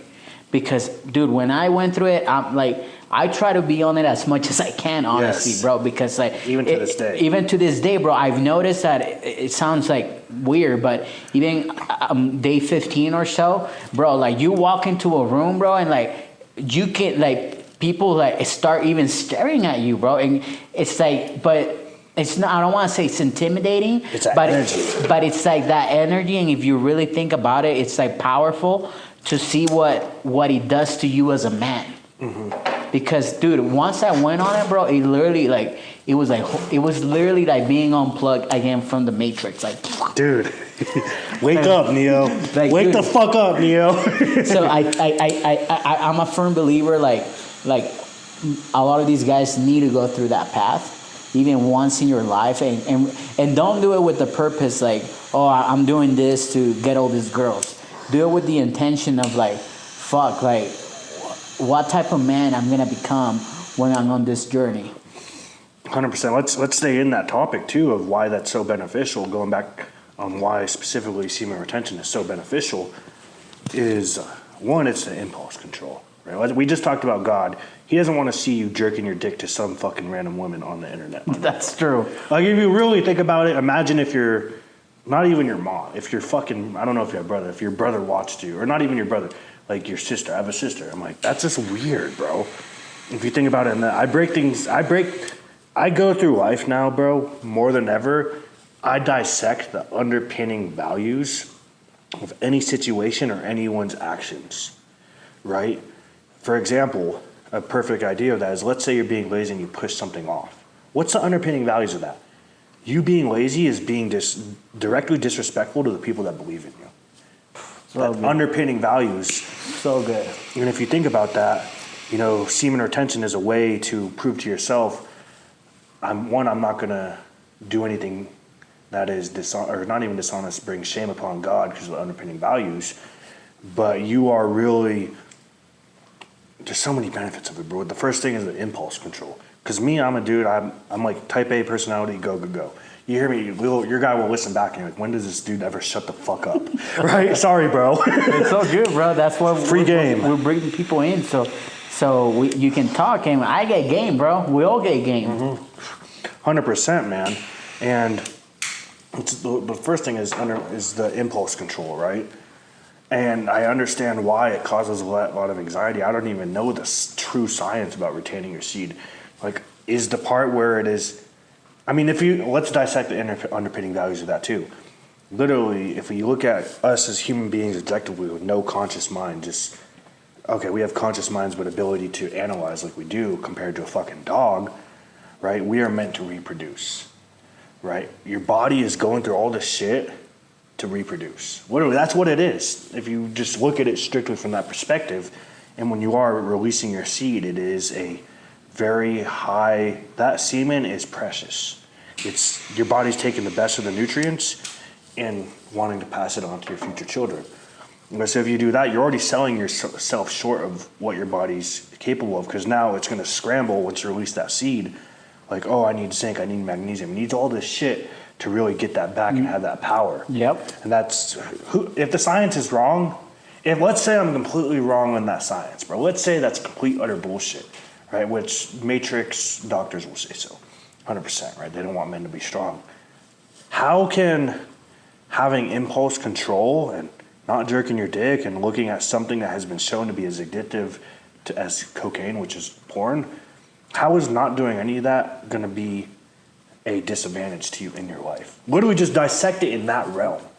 No one does. Simplify it. Mm-hmm. Dude, that's how I went on this journey, bro. Like, I literally simplified this shit. I'm like, okay, they're telling me that I'm going to get better at literally all these aspects in my life. Okay, what's the science? There wasn't real science, so all right, fuck it, let me just try it out. And I started seeing that, holy fuck, this is like real. And what's crazier to me, bro, like this is even the most crazier thing for me to think about now, is like nobody ever talked to me about it. I was so fucking mad. I'm like, bro, like, why is this not on, like, you know, like they don't teach this shit at school, or like, I don't know, like on TV or something like that, you know, like, hey guys, stop fucking jerking off, withhold your seed, don't be sleeping around with all these women. Like, why? Bro, well, we could go into the matrix and why that is. People don't make the rules for our benefit. It's literally, people hear this and think it's crazy, right? But let's say you come up with money, and Tate talks about this. I'm not talking about anything new. These are the same talking points masculine, strong men have had for years, and Tate has been a catalyst in telling people that stuff, and now we can be more open about it because he's a generation above us. But if you grow up and you have unlimited money, you don't value money as much as if you don't have the brokey days, right? But what is something money can't buy? Power and control over people.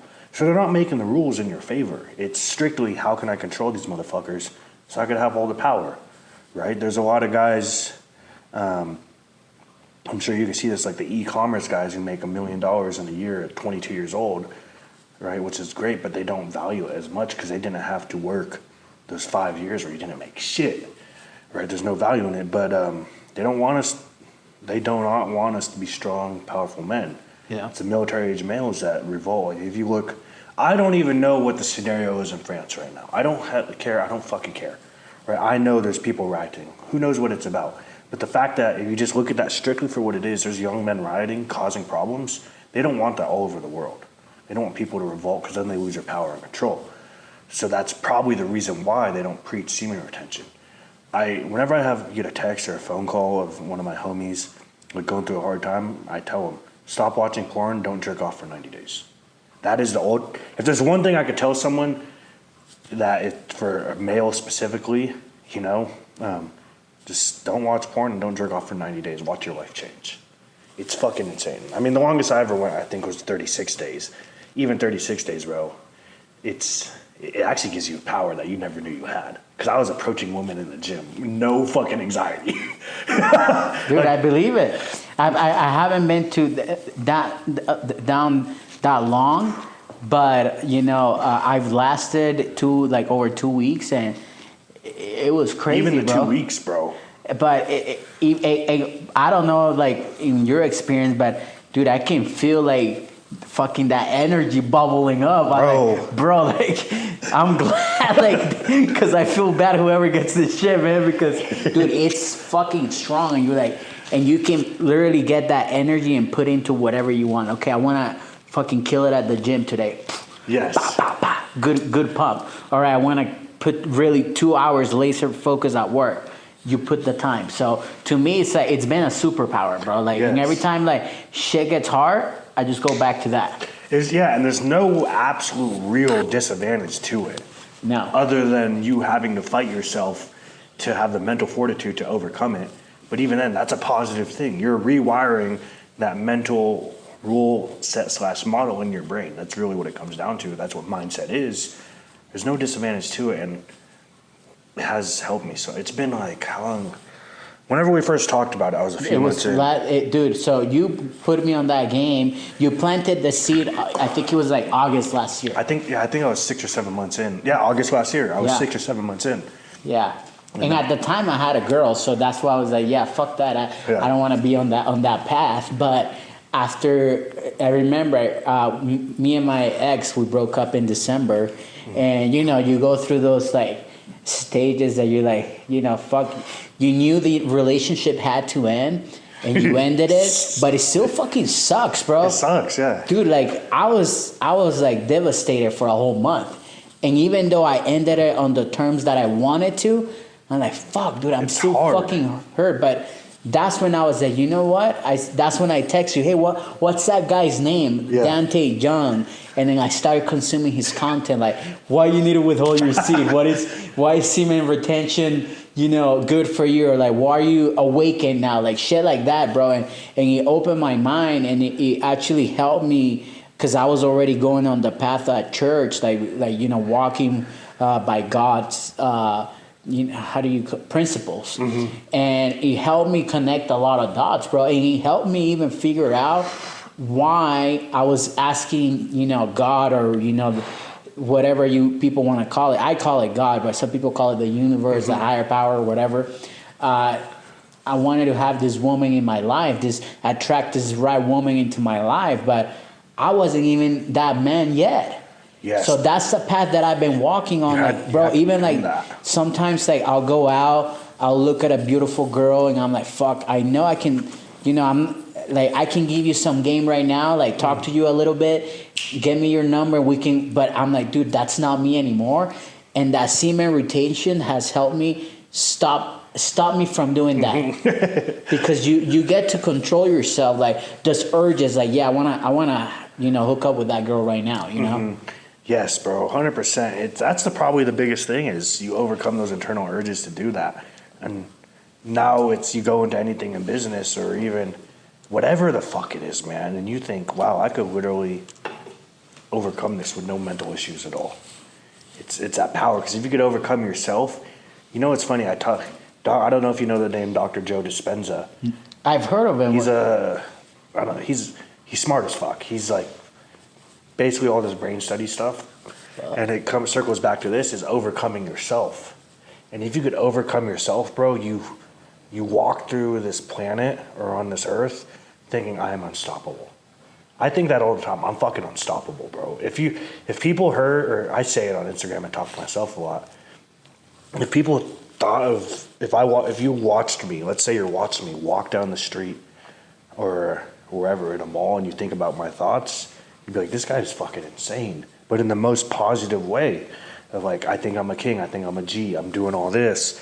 And it's not coming from a place of manipulative or negative or degenerate behavior. It's, I'm a G because of this, because I'm gonna act right before God, and He has my back. Wow, so powerful. But it's overcoming yourself and overcoming those self-doubts, which really self-doubts is just asking yourself, is this the right move?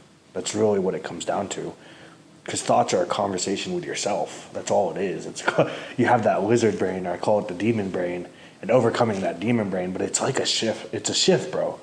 I'm sure you relate to that now more than ever. It's you overcome that shift, and you have a new mental model you operate by. And it's, I think, really, there's a song by we talked about music. I listen to a lot of uplifting music, or it depends on my mood. I'll listen to a lot of like hardcore metal shit in the gym that talks about real shit, because it reminds me of where I came from, but also it pushes me. I don't ever want to be that ever again, but it keeps that thought in your mind. For the gym, it's perfect, but just hanging out at home, it might not be the best case. But the name of the song is the fear of letting go, right? Everyone operates, for the most part, and what we're taught is we set up our life, right, of our predictable past. If you think about how the human mind operates, is evolution-wise, whether or not you believe it's true, but let's just use it as an example. You would go out, you would go hunting, right? And it's scary as fuck. You go hunting for some fucking dinosaurs or whatever the fuck it is. Yeah. It's scary as fuck, but at least you know it's predictable and you know the outcome and you know you could survive. Everyone, for the most part, operates under that realm of, hey, this might not be the best possible outcome for me in my life or best actions to take, but I know it's predictable and I know I could survive it, right? It's that predictable past that people keep repeating and it weighs your future ahead. So you are now defined by a predictable past. And if your predictable past is jerking off, degenerate activity type shit, that's how you're going to operate, right? And one, that's not right before God. But even take God out of it, it's if that's how you continually operate and build your life on it. Yeah. There's people talk about compounding effect. Compounding effect isn't just positive shit; it's negative shit. There's a compounding effect in that. So you have to let go of that predictable past and be defined by a vision of the future. And most people cannot have that conversation with themselves and think, like literally, and one of my good friends in the world has been through more shit than most people could even fathom, even starting at a young age. He's told me this, you have to sit in your shit. And people are like, sit in your shit, what do you mean? Can you sit there without any external stimulation in your closet, in your fucking office here? That's just how I did it, or I continue to do it. And sit with yourself and sit in your shit like, damn, this is kind of fucking stupid, or this isn't the best thing. And most people, one, won't do that or even think about doing that. And if you feel as if you deserve the best in life, I think it's important to do that regardless, all the time. Sit in your shit and ask yourself, do you want to be defined by a predictable past or a vision of the future? And I know based upon your life and how I've seen you grow, and you're defined by a vision of the future. Yep. And for some people, it's easier than others. I'm not necessarily saying it's easy. It's just this is very foundational groundwork stuff that you can implement in your life. And boy, you know what's crazy about that, bro? That going back into like girls and shit like that. I remember when I started on this journey. When I started on this journey, mm-hmm. I didn't understand. Like I kept dating women that were at the old level that I was. Nobody explained to me like, oh shit, there's a different type of level of woman too. Yes. So at those first few months that I'm like, holy shit, like this shit's working, I'm leveling up, I'm doing the work. You know mm-hmm. when you're like fucking doing the work. Yes, and I'll just stay on that really, really quick. But most people, they say they're doing the work, but they know in their heart they're not doing the most work. This is the shit that you know, like yeah, you know, fuck yeah, you're doing the work. You know what you're fucking doing. You're getting results. Mm-hmm. But dude, I was dating these girls, and I remember like, bro, if I'm dating you, I want to have like real conversations. I want to talk about like life, like the matrix, like mm-hmm. feminine and masculine energy. I want to talk about deep shit. It exists. You can have it. I'm telling you it exists because me and my girlfriend had those conversations all the fucking time. So see, I wasn't attracting those women, and they would look at me like, bro, what the fuck are you on? Mm-hmm. And then I started figuring it out, and I started attracting women that I could have those conversations. What I realized, bro, is that, everybody, it's like at a different level.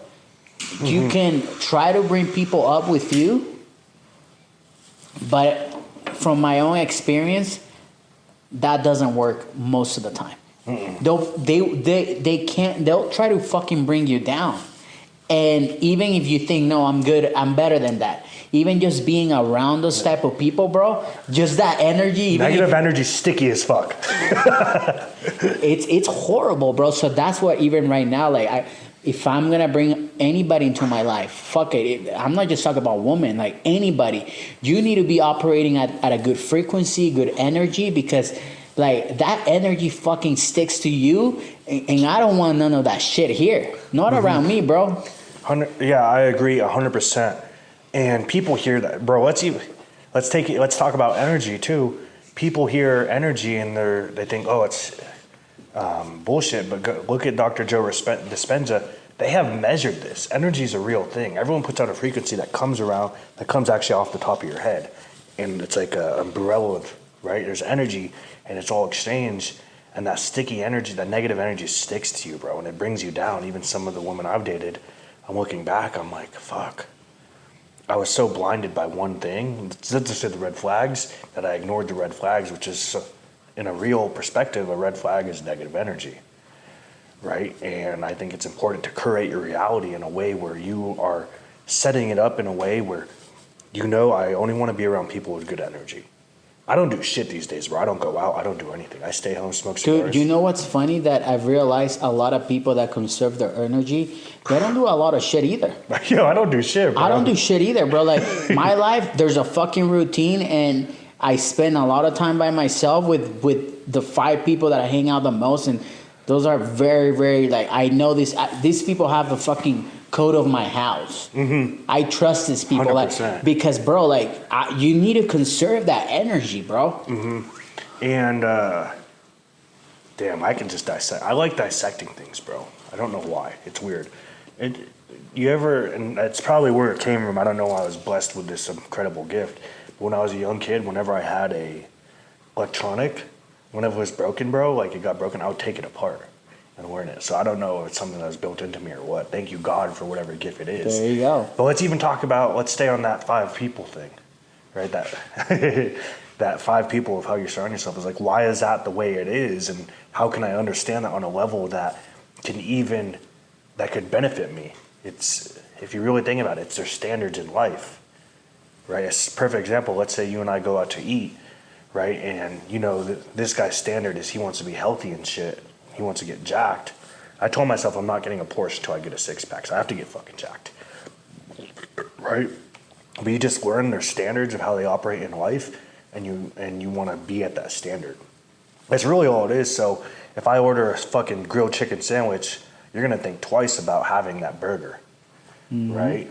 And just those 5, and you have to really analyze: are those 5 people, or whoever you hang out with, are those standards in alignment of where you want to be, your vision of the future? And if they're not, you don't need to be a dickhead about it. You slowly start to distance yourself away. You still would help. Like, there's still people, our standards may not align in life, but if they called me, I would be like, yeah, I got you, bro. I'll help you out. And a lot of people don't really dissect their life in a way where they understand those habits and why they're doing those habits. Because that's really all life is. Life is patterns and habits. It's how can I change my patterns to be more in alignment of what I really, really want? The most absolute elite version of yourself.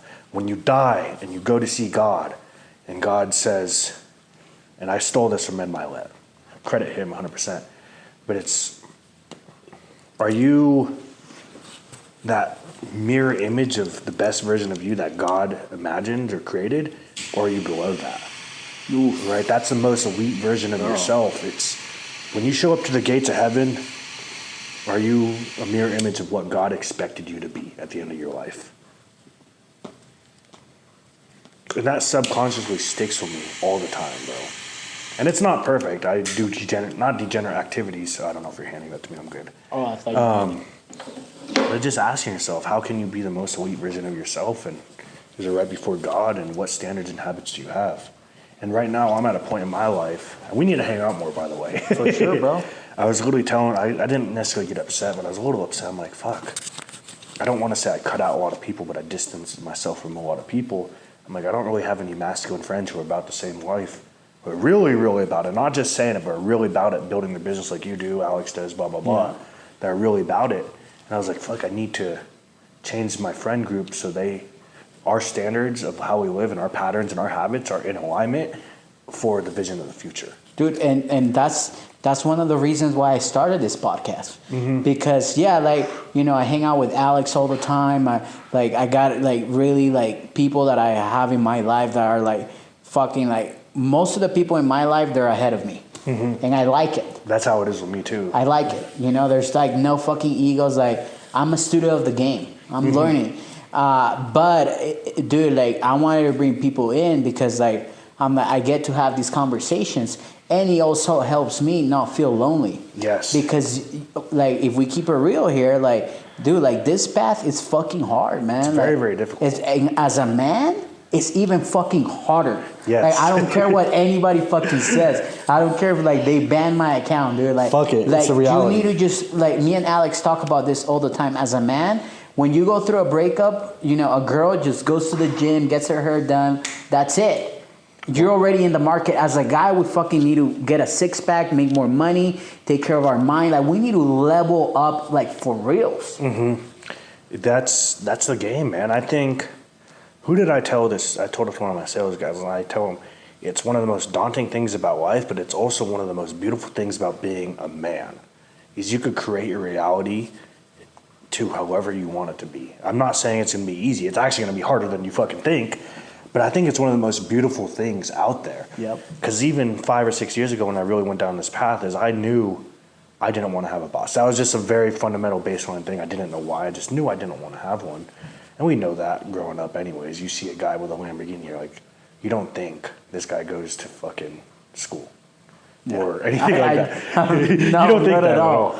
Like even this dude yesterday, I was driving by him and he had like a brand new Jeep SRT8 Trackhawk or whatever, and I like that guy's like, I'm like, he's just like me. But you don't pull up, he doesn't pull up and you think this guy went to fucking school or does something normal. It's in our soul, and we know it as a man, we know it, but we get away from it, and society and everything tells us to get away from that because it's bad. Oh. But if you really think about it, it's fucking, here's how insane and fucking wild it is, bro. Every single company that is successful literally started with individuals like us. There's a reason why every entrepreneur, for the most part, majority of entrepreneurs who have created big shit like Andy Frisella, they have certain principles and values. If you look at it, they're all damn near the same, every single one of them. And it's, you think about that and you think about how much success they had in this realm, how much success they had in life is, well, why would I want to be anything else? The dude I work for could go out and buy 3 brand new Lamborghinis cash, and he started the company. It's like, why wouldn't I want to do that, right? And I don't know why that is. It's always been, I'm sure you can relate to it because you and I have talked before, of like, I want to be that.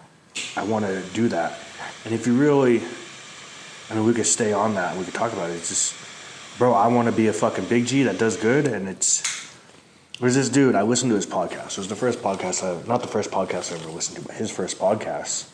And it really resonated with me. I remember I was walking my dog. I was doing 75 hard for the first time.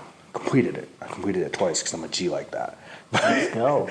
But I heard it and he framed it in a way is, if you're not successful, that's actually fucking selfish.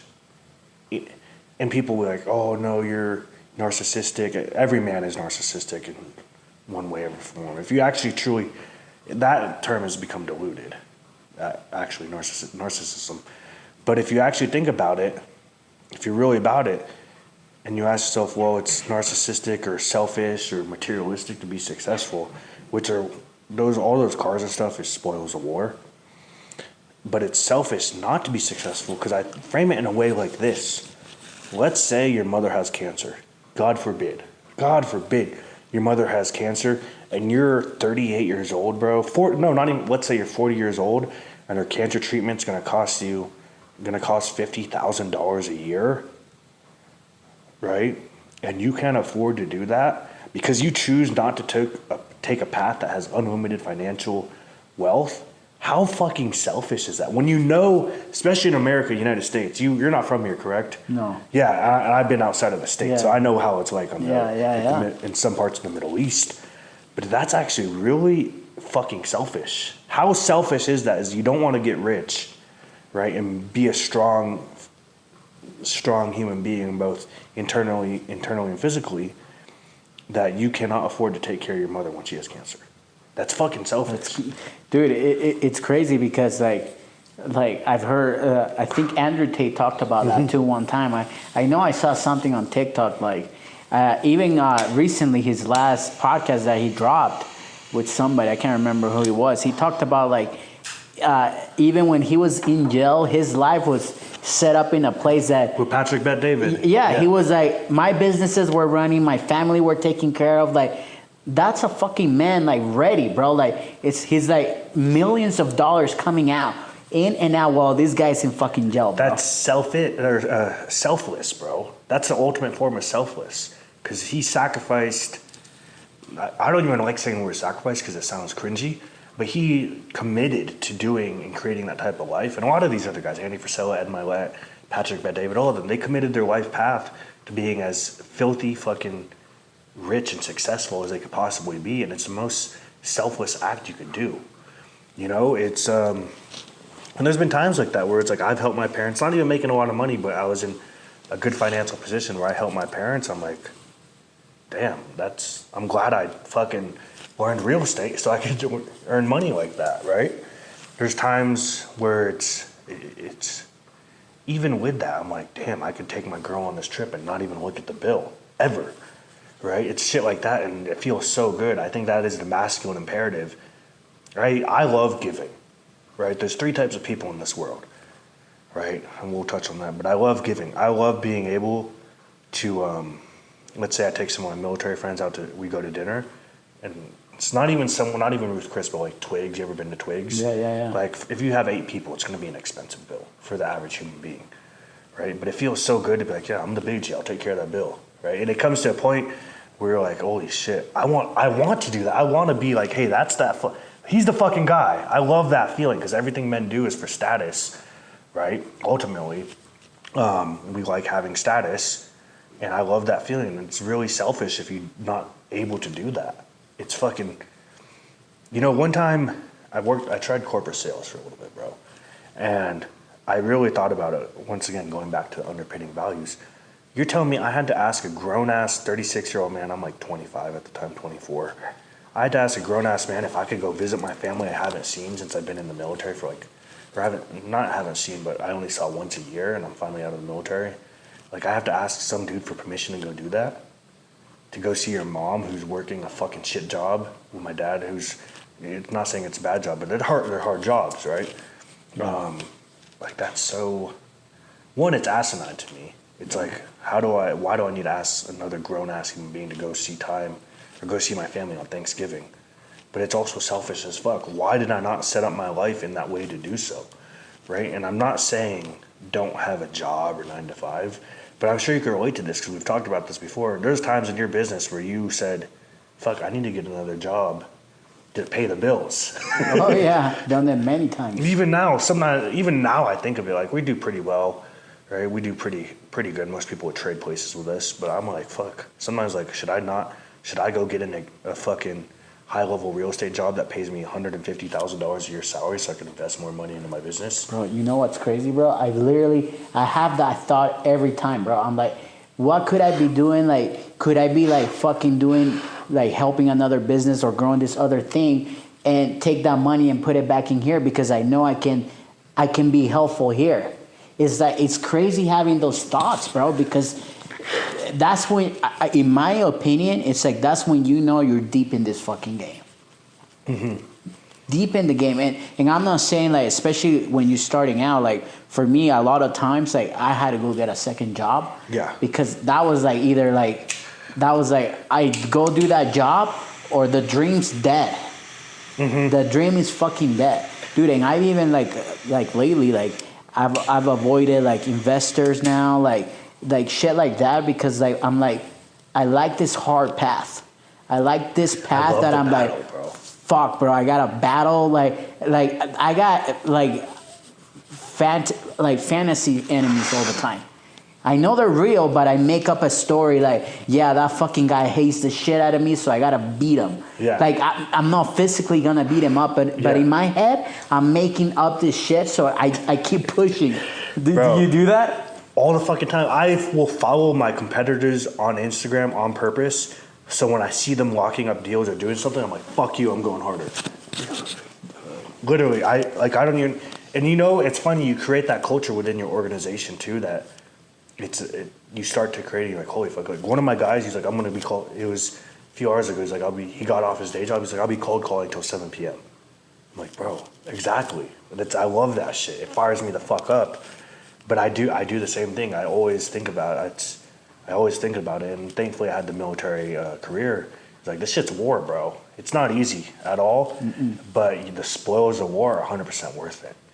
Yeah. Like, well, and like I don't want to cut you off, but when you talk about like this is war, like I literally think about this all the time. Like I wish people will talk about business like it's a real war, man. Like this is not like happy all the time. Like it's a real war. It's a real fucking competition. There's winners. There's losers. You get to choose where you're gonna be at. And like people don't talk about this, but it's a fucking competition. Like you're literally competing with fucking everybody. It really is, and I take it to a level that's kind of, it's extreme all the time. I'm like, fuck you, you're gonna die.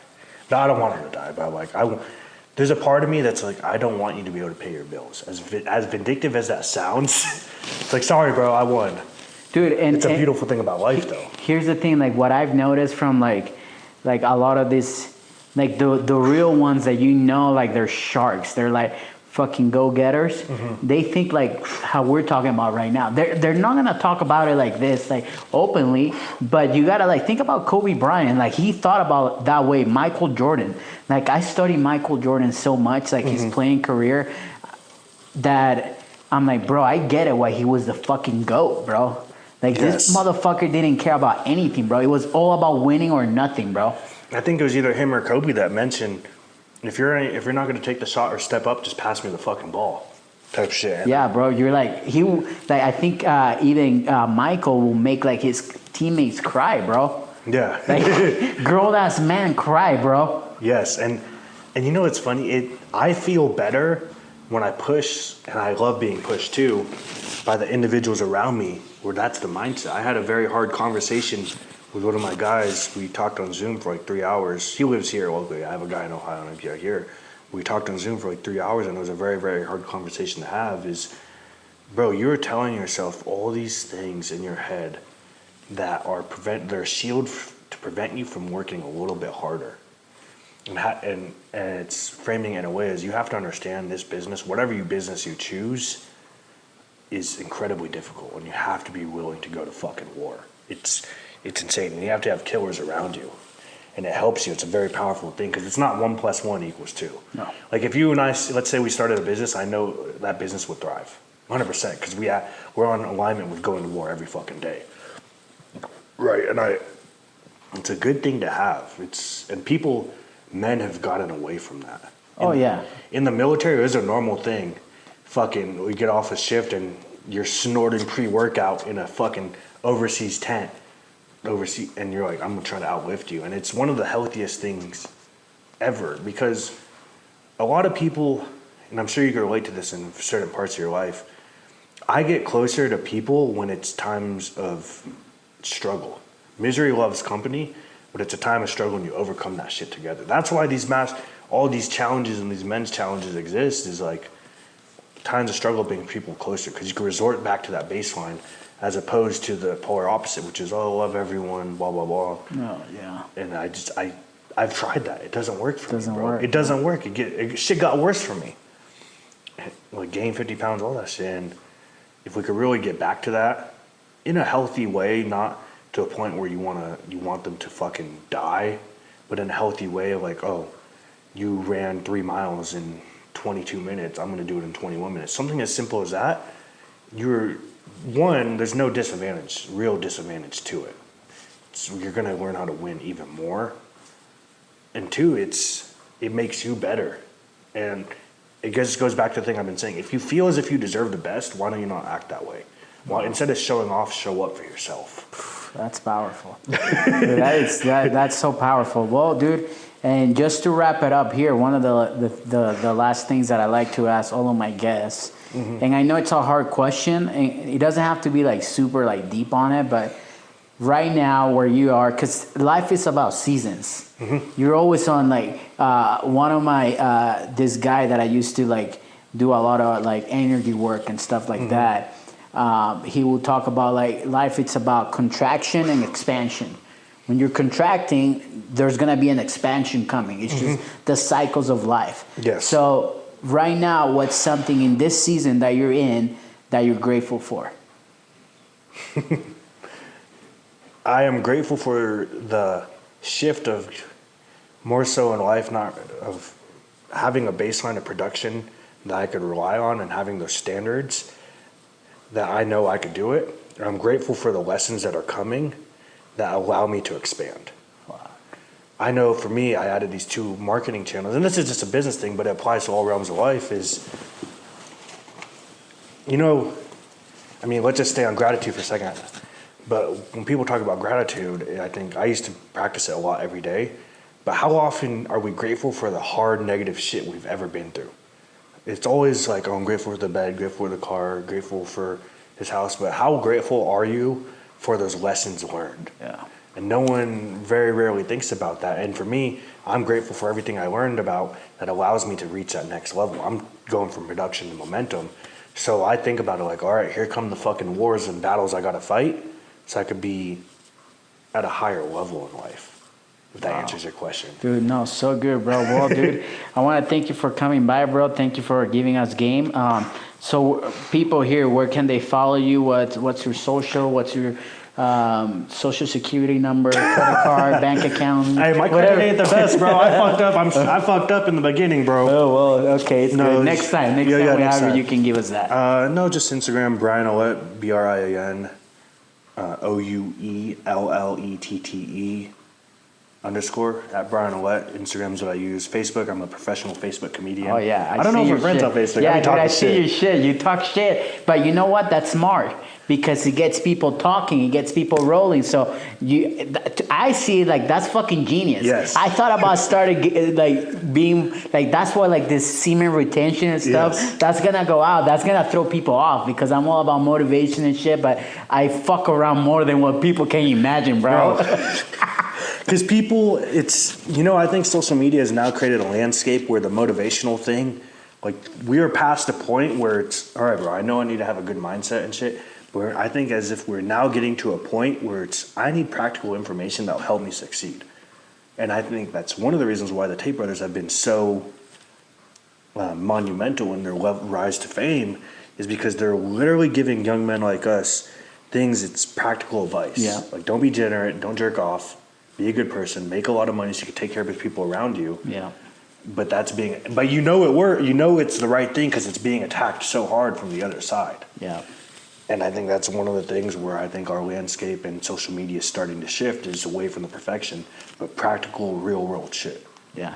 No, and dude, like I told you earlier, this is one of the reasons why I started this podcast because even if only one person hears this conversation or one person picks up one nugget, that's already worth it. It's a rippling effect. Yeah, because, dude, I've been that guy that I remember I would listen to, Andy Frisella when people wouldn't even know who the fuck that guy was. Like the OG MFCEO. OG shit, bro. I'm talking about OG stuff. He's dropping the F-bomb every 5 seconds.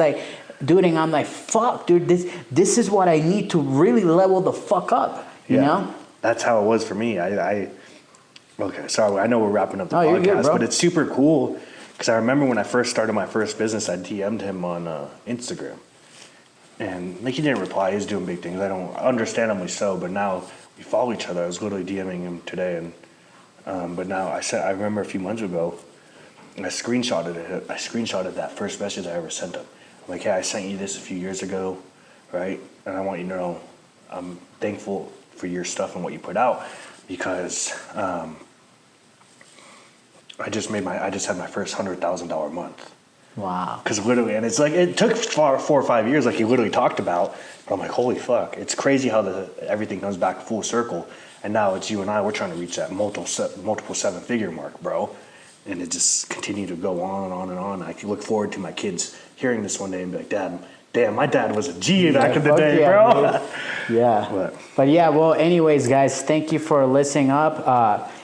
If you have any questions, make sure you follow him, follow me, and peace out, and remember the lap's always cooking. Yes, sir. Peace.